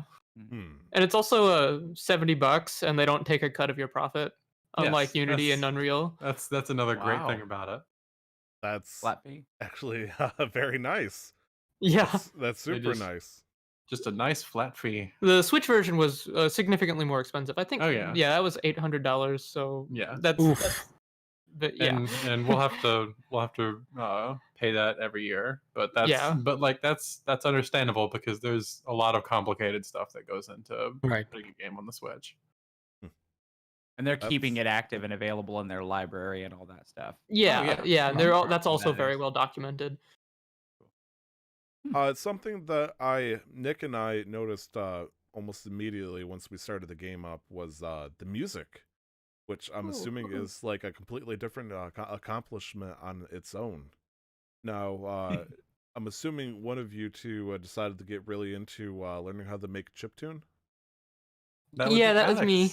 Yeah. I got actually my I have a friend named Caleb, and his father runs an art museum here in town, and he had a LSDJ cartridge, and I borrowed it from him and wrote the theme for Blipston on it, and uh from there I eventually bought my own cart and transcribed it over to there and tidied it up and stuff, and yeah, everything was made on that LSDJ cartridge, and like each instrument was recorded individually, and so like there's technically like the computer thinks there's 3 songs playing at once. Yeah. Um, Wow. yeah, Okay. and I'll cut them in and out just so that sound effects can play properly like a Game Boy. So it'll turn off one of the musics, like play an explosion, and then turn that music back on. That's holy smokes. I didn't even notice that, or like realize that, or have that put together. That's crazy. And how long do you say, or how long do you think it took for you to make your first song on the LSD? Oh god. The first one took a long time, but after that it got a little faster. Right, growing pains, like you figured out, like, all right, this is what this does, this is what this does. And, Yeah. Hmm. do either of Um, you have any like musical background prior to this, just in general, playing instruments or such? Sam played the tuba. Oh yeah. I My tuba played just man. this. Yeah, I just played this whole mishmash of instruments growing up, and I ended up sticking with tuba the longest. Okay, But, so Alex, but just in general, no like musical training, no like musical no, background, and then you came out with that awesome banger of a track from Squid Squad's Castle. Nick, you Alex underestimate the actually, brass section, okay? Alex I'm not- actually has some training in music. I played violin all through late middle school through the end of high school, and I went to a Savannah Arts Academy, which is an art Okay. school, and my major was violin. Oh, wow. Okay, so understanding of music theory helps then.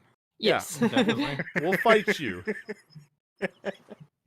The moment you try I to was a really serious disconnect, child. I was gonna say it's like, well, I played baritone and tuba back in the day, so it's like, you know, when he said tuba, I'm like, my man. Yeah. But then Nick's like, well, so you didn't have any actual musical experience. I'm like, well, listen here, No, you that's not what I'm motherfucker. saying. We're talking about musical composition. It's very different from playing True. in That's general. true. But Yeah. you know, it's a good baseline for sure. Yeah. I took a music comp class in high school. No, it like I think me and Tyler really gushed over the fact that the music is what really got us. Oh Um, yeah, for sure, 100%. Oh um, my.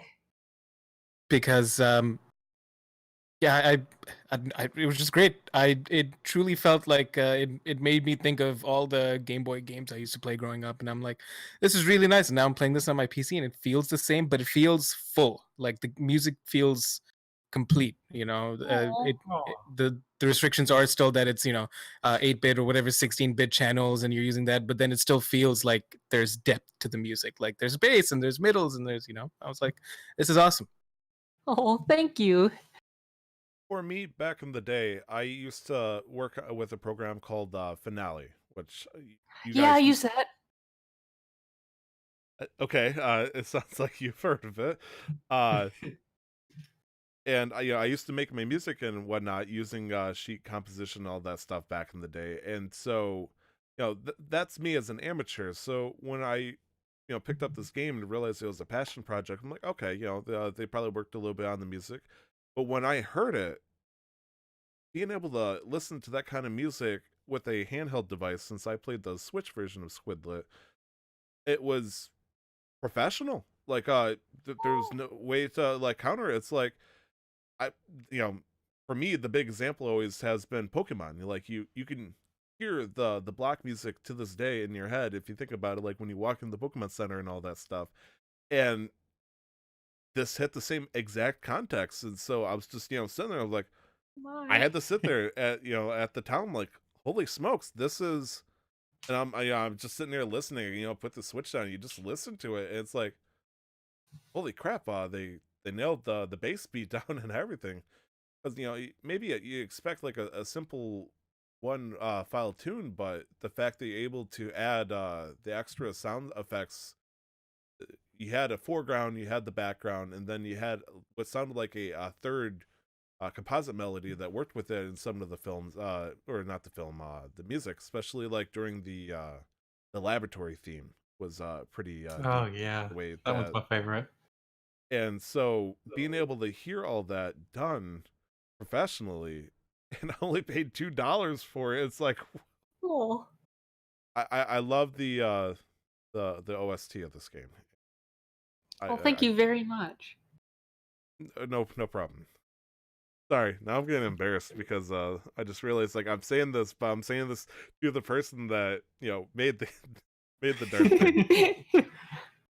Was there any games that you guys played like right before this that kind of helped inspire you to make Squidlit what it is? Because I know I believe you, Alex, you were the person that enjoyed drawing Squidlits since you were of a young age.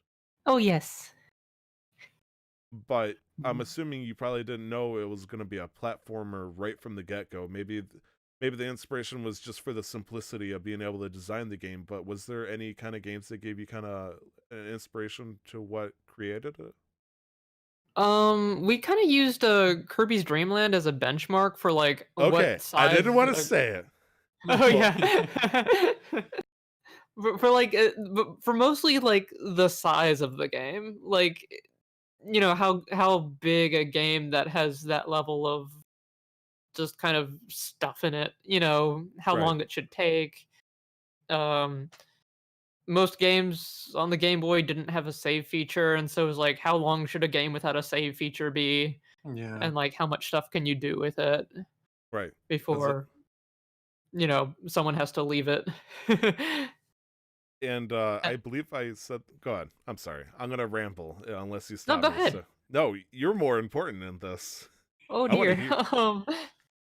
hear- But like the inking down mechanic was mostly like a process of elimination. It was like there's a whole bunch of platformers out there, and a lot of them.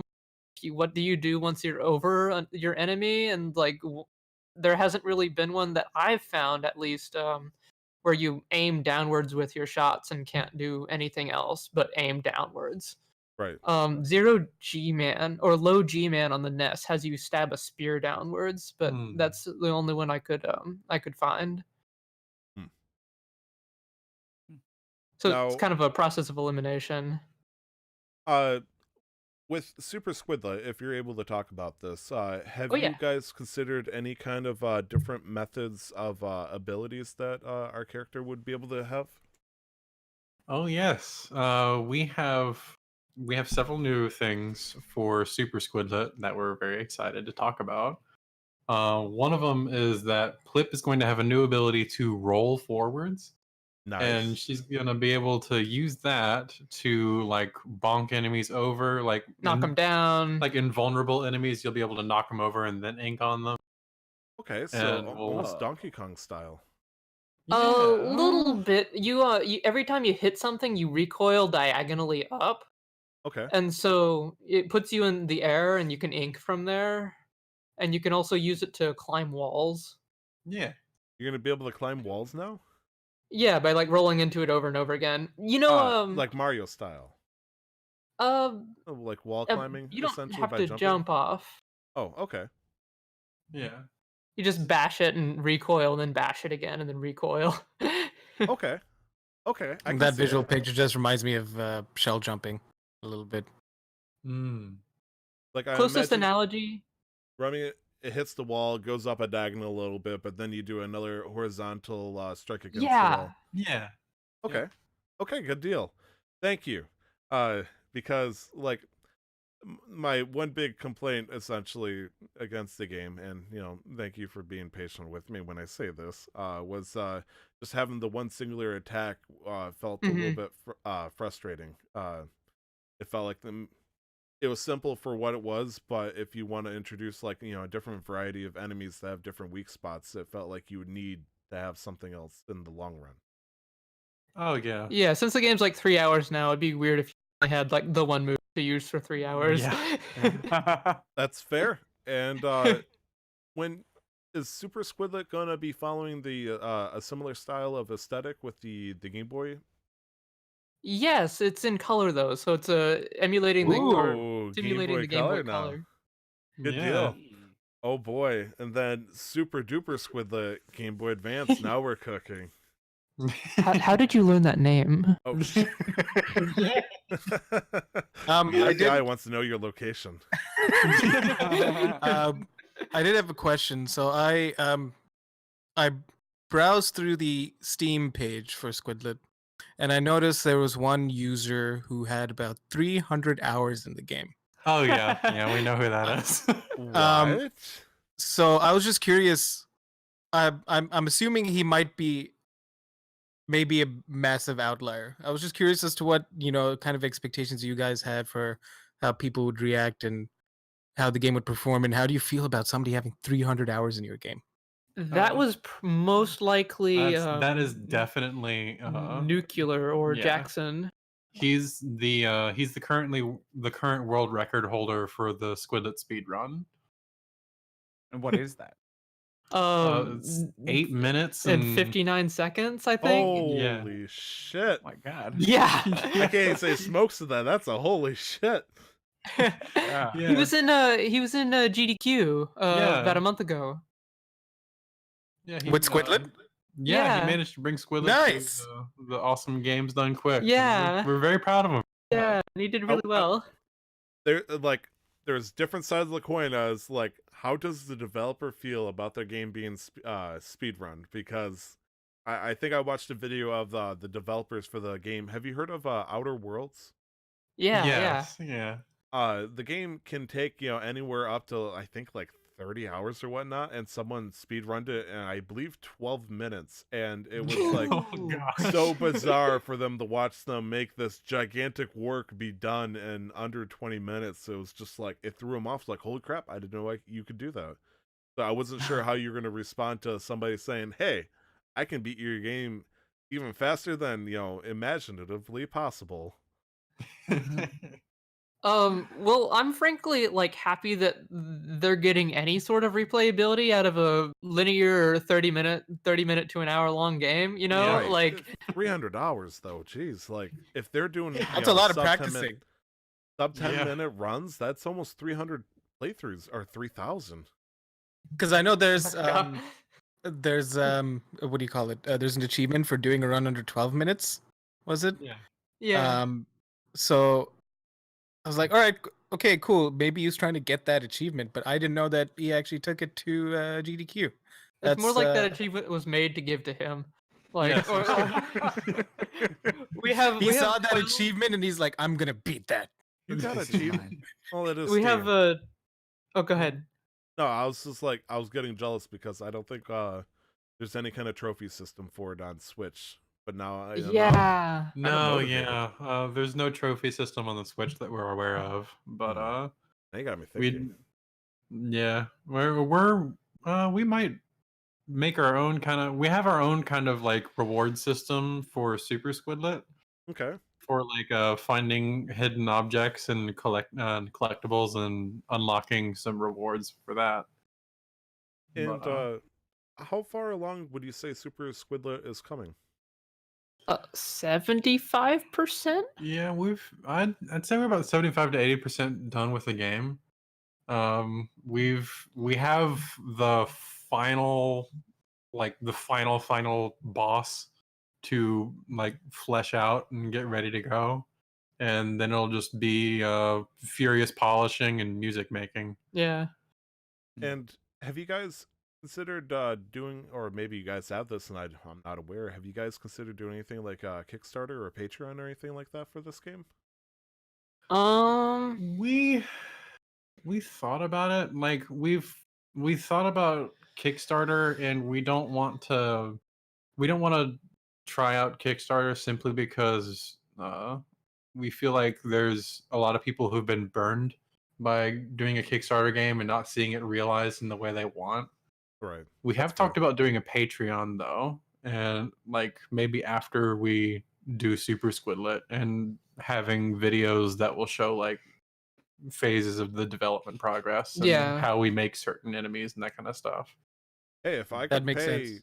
$10 a month and have Tyler the Squidlet, and we can work this out. But the main reason why I think that is $800 is a lot for a year to have it on the Switch. That's a price, and with the Squidlet being at a very very reasonably cheap price, it just seems like there's got to be some way to help keep the dream alive because you're Well, it's pretty like much- it's $800 for like the license, and then you're allowed to use the license for a year to produce a Switch title. Yeah, since Squidlit was already done and Super Squidlit is almost done, we're gonna get it off the same 800. So Oh, thank Oh, goodness. nice. Okay, Nice. I hope so. Like if I hope so too. Yeah. so essentially the $800 basically like if you were to have 20 games you could run off that $800 for that Yeah. 1 year to put games on the Switch. Yeah. Theoretically, yeah. Oh, wow, cool. That's I think it'd be cheaper than them taking a cut. Like if they took like a 30% cut or something, like some Yeah. engines might, or I don't know Mhm. how much other engines take, but Yeah. I think it's an okay deal. Yeah. Yeah. it sounds like it. Yeah. I'm gonna take a wild guess and say, are you gonna try to get Super Squidlet on the Switch Oh heck alongside yeah. PC? Okay, okay. Yeah. That's the I'm goal. We've I'm down been for it. very, very happy with how Squidlit has performed on the Switch. I'm glad. Hopefully things have been working out well for you in that direction because a lot of indie developers have said that sometimes it feels like they're getting ready to put the towel, but the moment they released it on the Switch, suddenly it got such a huge uprising that it's actually been able to fund them to keep going. Yeah. Yeah. The big Yeah. game in mind was Blossom Tale, which was came out on Steam. Link to the Past clone was moderately successful for the developer, but it wasn't until they got on Switch that it took a huge jump and worked out for them. So Nostalgia. Great. Mhm. Nostalgia is powerful, especially when super now powerful. with the Switch Lite, and it's even smaller form factor, and then you can still play like retro games on it wherever you are. Yeah. Yeah. Mhm. This is a question I wrote in bold, even though I already got the answer, but hopefully we can work something out here. Where can we get merchandise for Blip or just Squidlet and is it Blip or It's Flip. Blip? Thank you. Yeah. I'm sorry. I'm looking at my mental image, and for some reason the B was upside down, or I had it the wrong Fine. way up. Plip. Where can we get merchandise? Where can we get stuffed Plips? Well, I wish we could make stuffed Flips. yeah, Like like- the moment we can, we will. Like yeah. But like currently it's like if we wanted to do a line, we'd have to get like 5,000 plushies shipped to our house and Yeah, then 'cause mail they them only do wholesale. ourselves. Yeah. And That so would- we just simply don't have the time to do it. I feel like A, that would be expensive. B, that's a lot of Plips, and Yeah.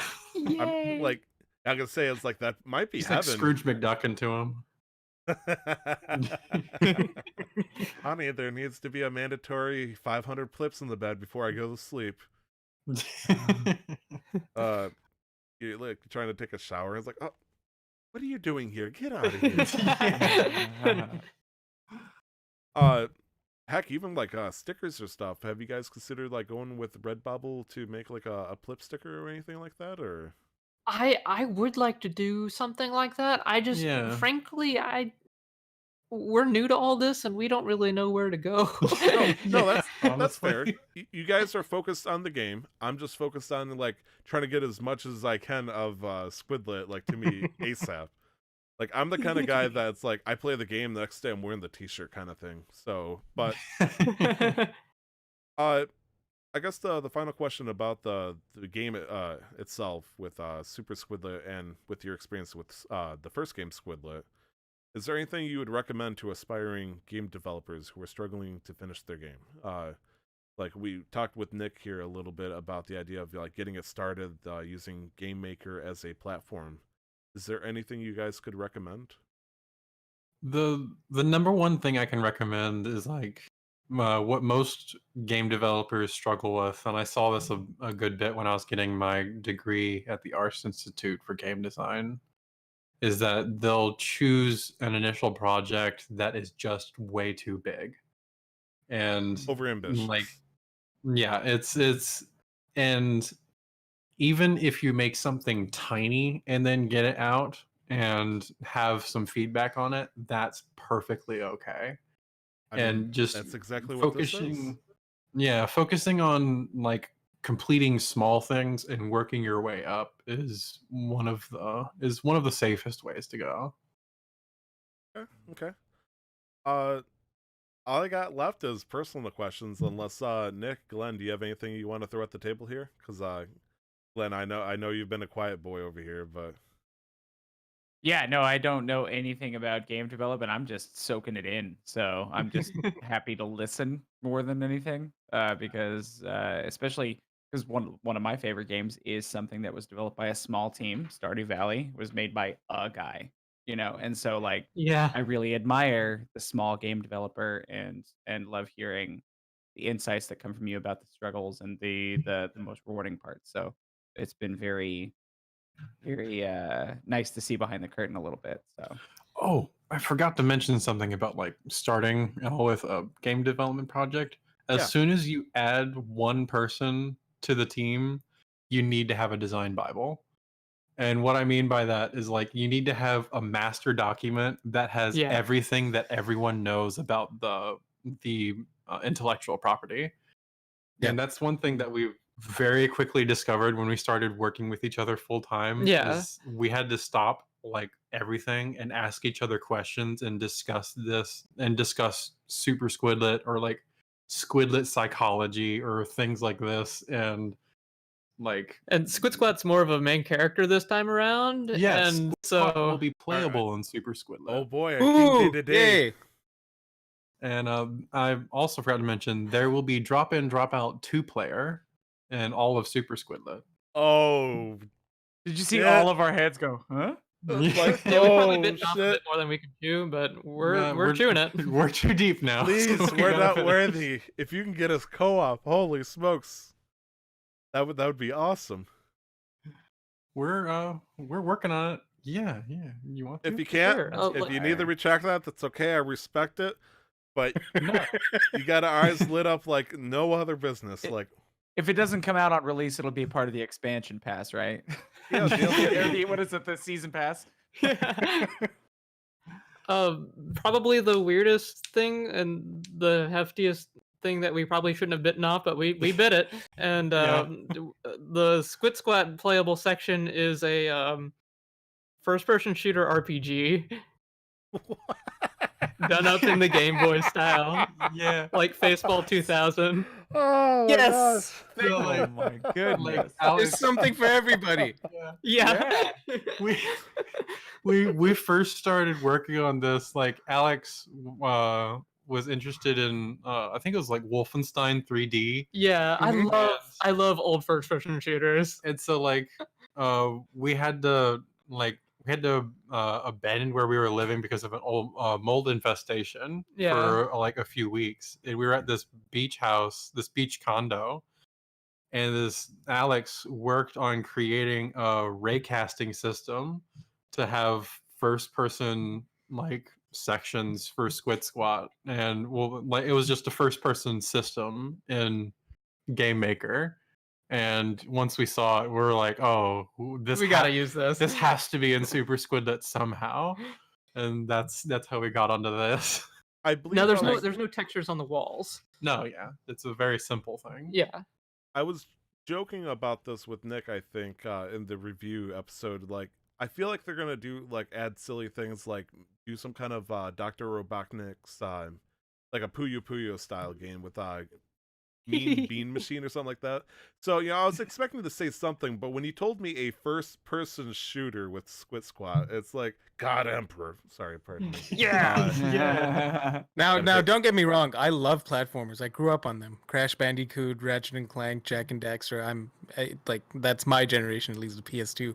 But Right. then the fact that I can play a platformer and also at some point have an FPS, I'm sold.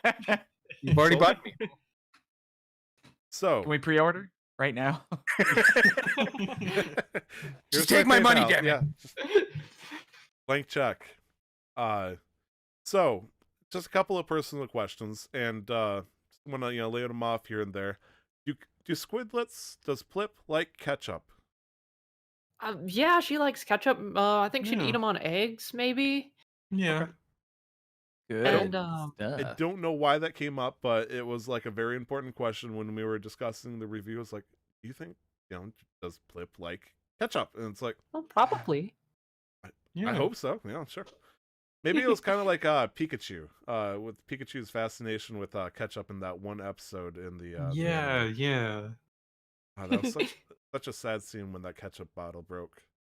Yeah, I remember that. Oh yeah. Yeah. And you guys play D&D. What's your favorite class and race?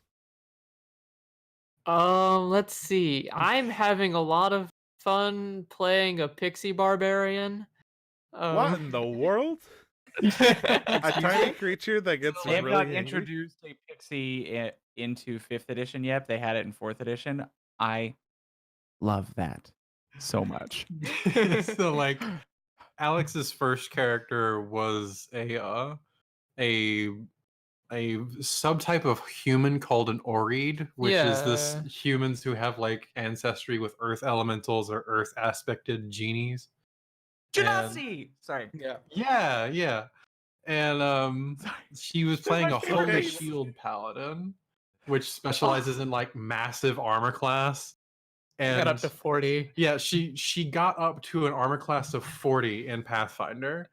And I was like, okay, so we played with that character's name was Toop. Yeah, And Toop. Toop played with us for a good while, but we started to have issues where like since it was a party of paladins, all of their saves were just way too high for Bonkers, spells yeah. to work Right. most of the time. Or And devotion or Toop's whatever it's armor called. class was also so high that nothing could hit her in melee combat.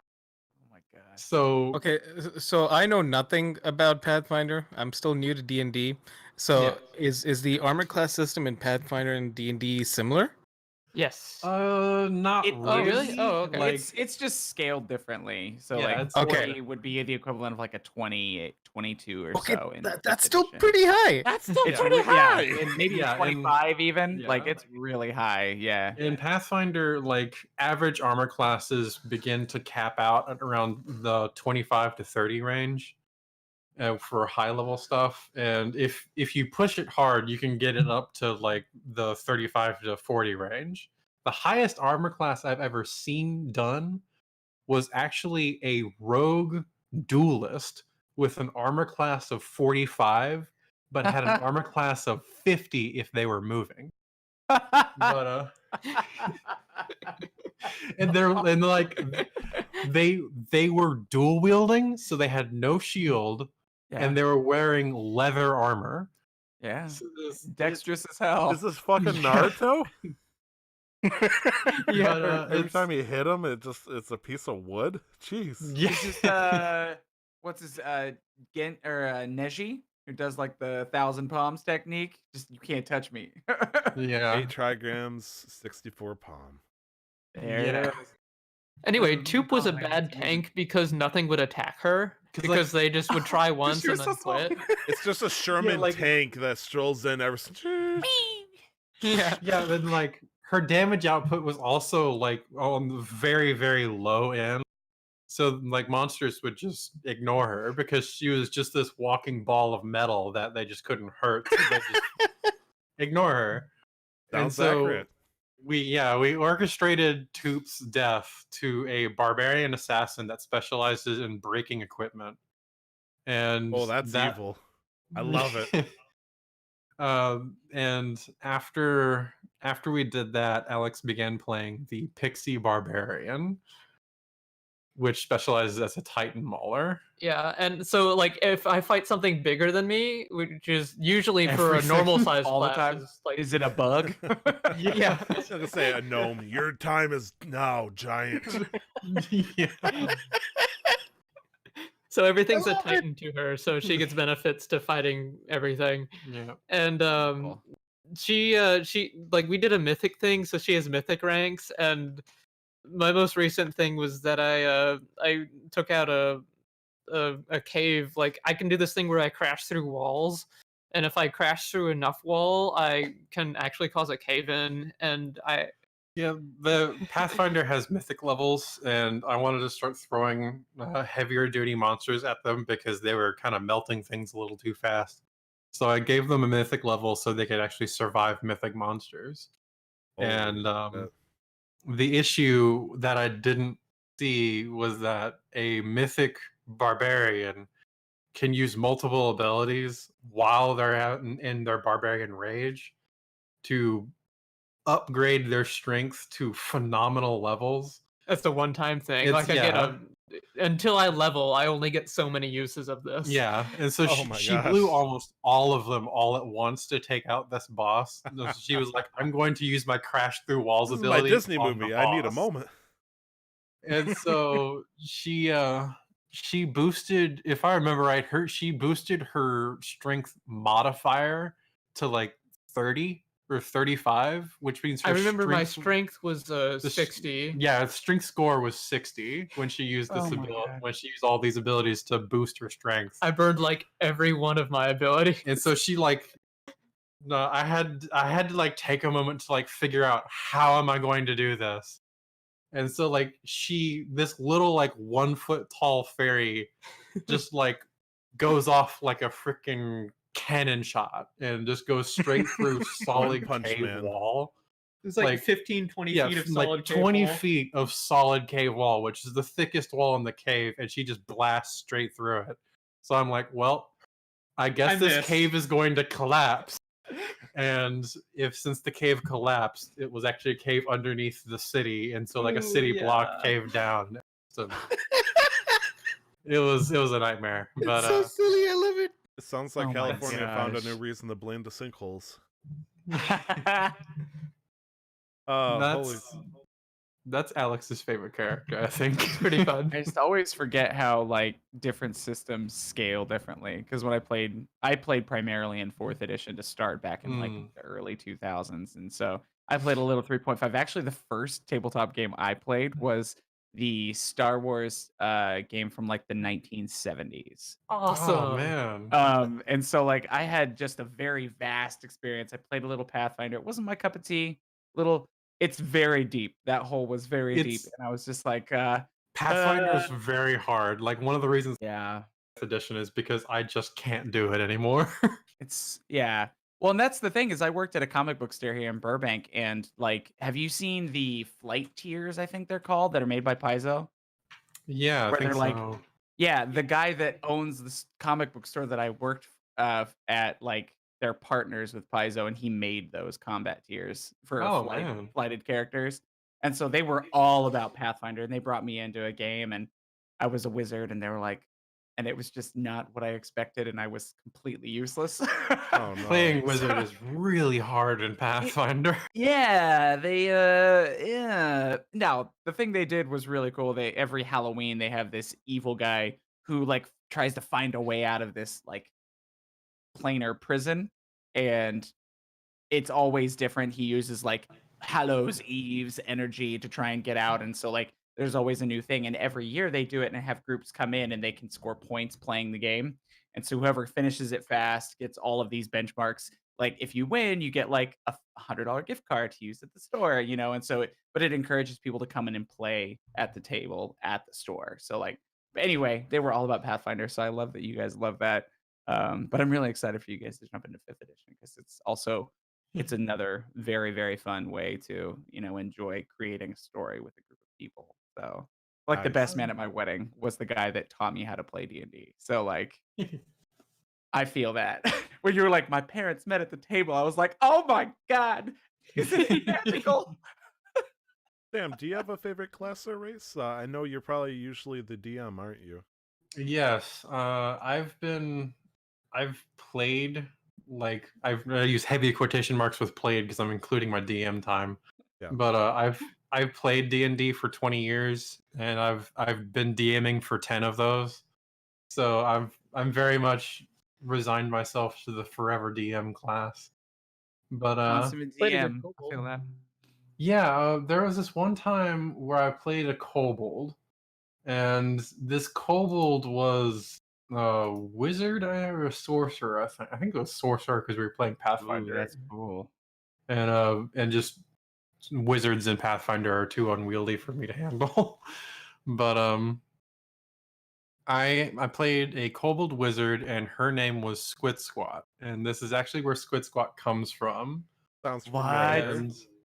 And Squid Squat was this kobold who believed that she was an emperor of the gods. So she ran around with her massive charisma score and absolute trash intelligence, and she would like run up to like kings and go and scream in Draconic because that was the holy language of her own religion that she had herself as the deity of, because she worshipped herself naturally. But Oh yes. Of course. she would go up to kings and scream at them in Draconic, like, I am your god emperor, bow down before me. And I would strike a pose at the table and everything. And just like the DM would run these positions of power where they would like everyone would see my character as this little insane kobold because no one understood Draconic. So so they all just let it slide. And as these people in power let it slide, she would begin to like believe it herself until she was eventually like going up before like the avatars of gods and claiming that they bow down before Oh her no. as the god emperor, and they would Oh, just no. brush her off as an insane kobold. That's wonderful. And I got to the point where I actually converted Alex's character to worshiping her, Yeah. and I used Alex's character and my own character to write a Bible and pass it out to this Race of spider to people. a race of spider people. We trade. They trade. Their currency was based off of like shiny objects, and so I just destroyed their entire economic system by trading a mirror, and said, "Here's my Bible. Become my missionary. Become my prophet upon this world." And the spider person was like, "All right, I guess I'll do this now." And Sweet. This I is my started to life. gain like divine powers and stuff before the campaign ended. It was Oh my god, that's amazing. Nice. And that's not exactly the Squid Squat from Squidlit, but that's No, where no, she yeah. that's her origin, her character origin, kind of like we've what she's based on. Is she's changed drastically from that template, but now the Squid Squat from Squidlit is a much more level-headed person. Oh, okay. I mean, I was curious to see the character development with Squid Squat and her place in Changed Super to Squidlet. maniacal god king. I mean, right now with the first-person shooter, I know this isn't the case, but I keep imagining like Shadow the Hedgehog with a Uzi or some crap, and so I hope that's not what happens with Squid Squat. I hope you don't give her a No, she has spells. Yeah, she has multiple spells, and Okay. she has a leveling up system, and you can unlock new spells, change her stats, upgrade the spells you have. Yeah. good deal. Let's just power through these last few questions kind of as lightning round if we could. You guys got a pair of lucky dice? We do, or I do. Yeah, they're unlucky to me. Well, I have As the player, Faithful. you're like, yeah. I have specifically one D20 that is considered like every DM has that one dice that like always crits for them. And mine is this green D20 with runes on it. And like every time I roll it and it's an attack with a character, it seems to always roll 18, 19, or most likely 20. Nice. Oh, extended And circle must be your best that- friend with that die. That one dice has killed 4 characters on this one campaign so Oh my far. lord.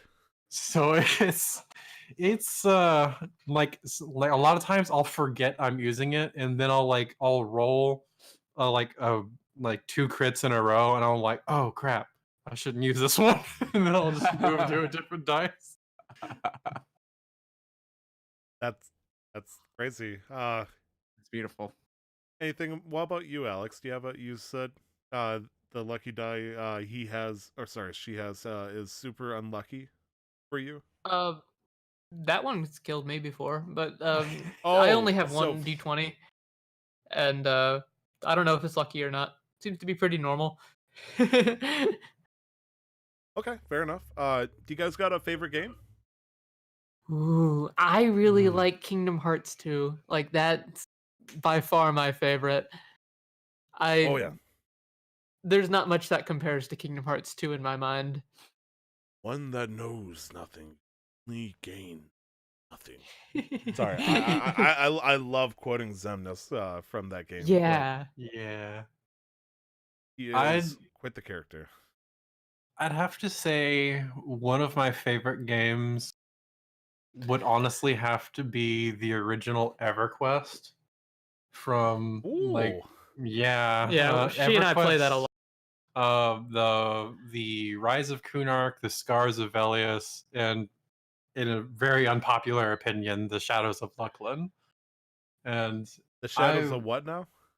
the Shadow of Lucklin, which was Okay, an I thought you said expansion that Fucklin. I'm introduced like, the moon as a place you could go to, and it had a whole bunch of like balance readjustment to the mechanics, and a lot of people didn't like what they did. hmm. They tried upgrading the graphics from like 4 polygon heads to like full polygonal models, Hmm. and they didn't like that either. Aw. But I loved the original EverQuest because it seemed like I was like 9 or 10 years old at the time, but like it seemed so big. Like it was just such a big game, and I Yeah. just I logged in and I was like, I will never see every inch of this world, and I still haven't. Like they have the Project 1999 private server, which I highly recommend. They're a very good group of guys, but it's just a really big game. It's very difficult. It's extremely difficult. Like you lose experience and your corpse keeps all of your items when you die. So you have to run back and go get it. But Okay. Can other it's people fun. loot you if you're not back quick enough, or? Well, I played on I made the terrible mistake of following a friend's advice and playing on the Ralos Zek server, which was a free for all PvP server. No. So everyone could attack everyone, and when you died, whoever killed you could loot your corpse and take all of the money you had on your corpse and one item that wasn't classified as a no drop item. That's no, thank you. Yeah, so I You had did not like that. I did not like that at all, It and took me 10 years to get severely into the tainted wilderness my on opinion of RuneScape. PvPs ever since. Absolutely. Yeah, screw that. No. Yeah.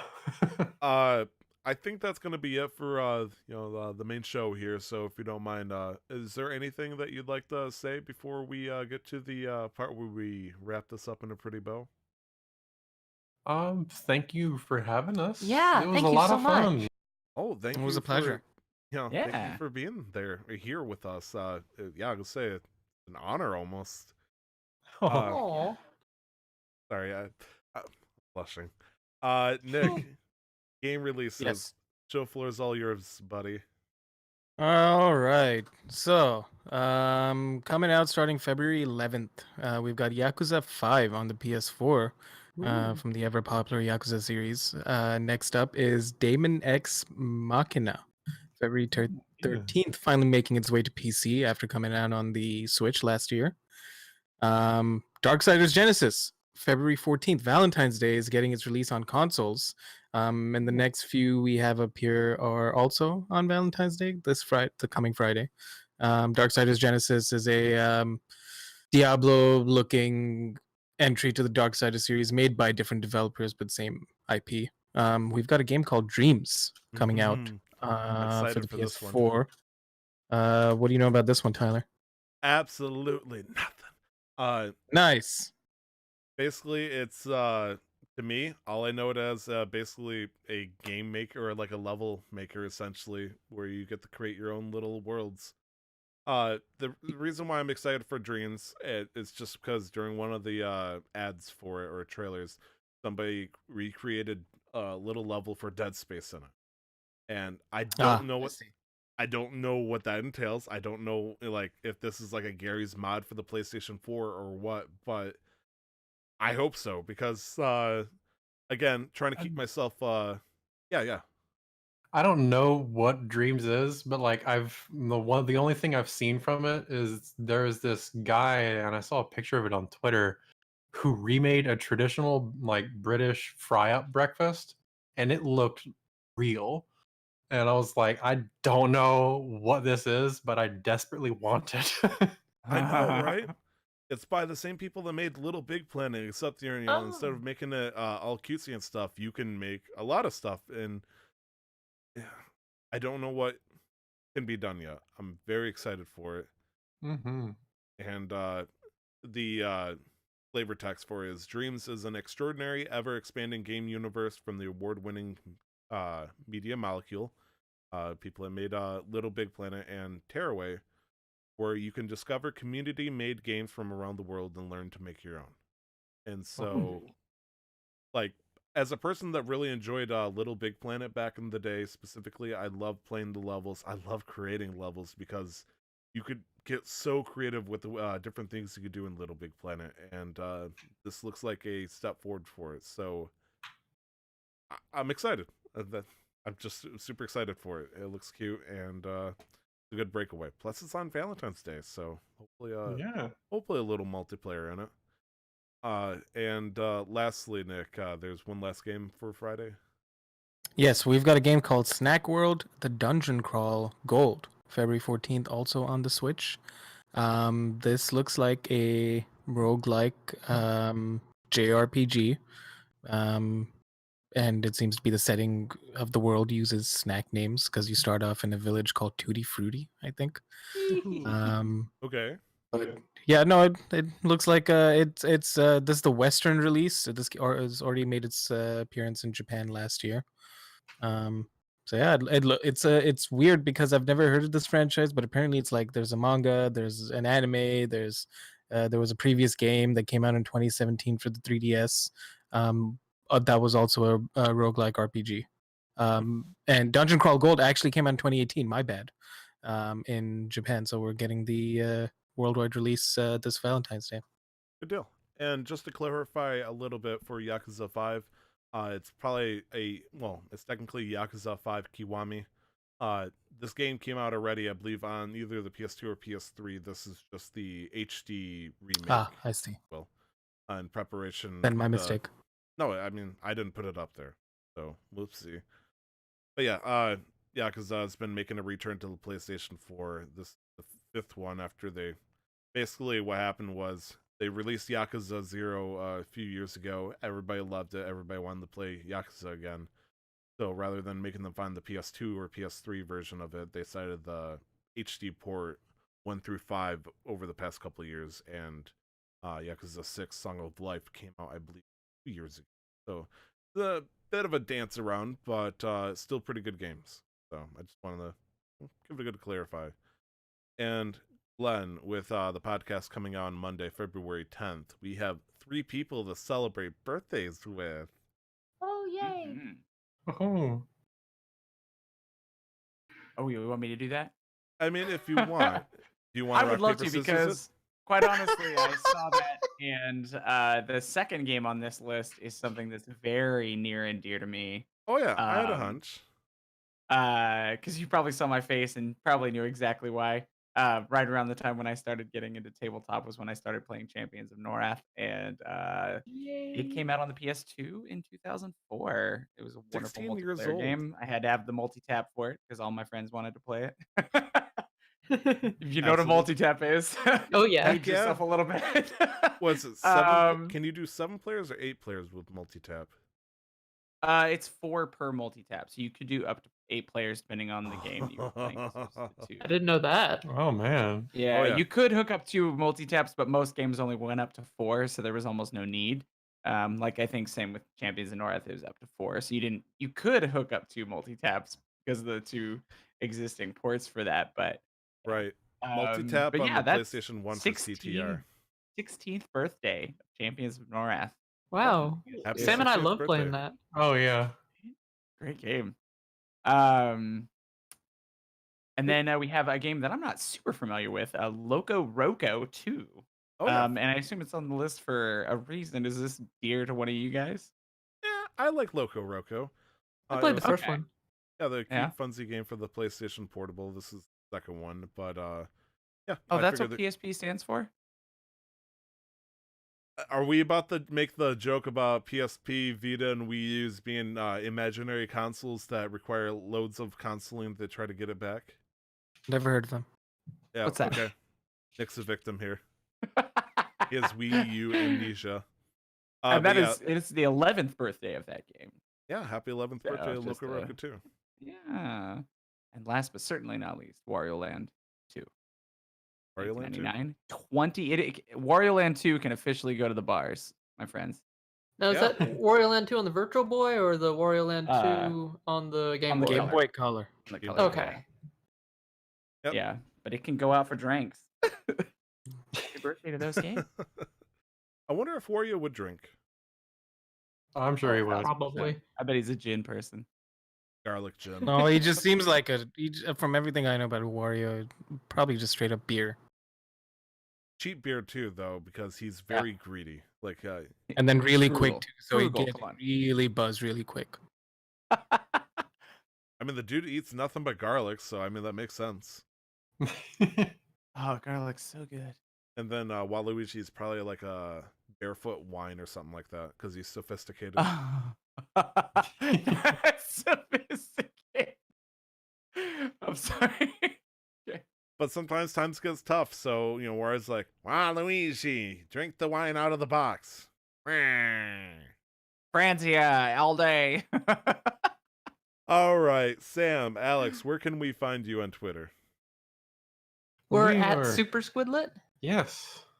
And you can find us there. We post most of our news there first, and that's where you'll be able to see links to trailers and all kinds of fun things as we announce more about Super Squidlit.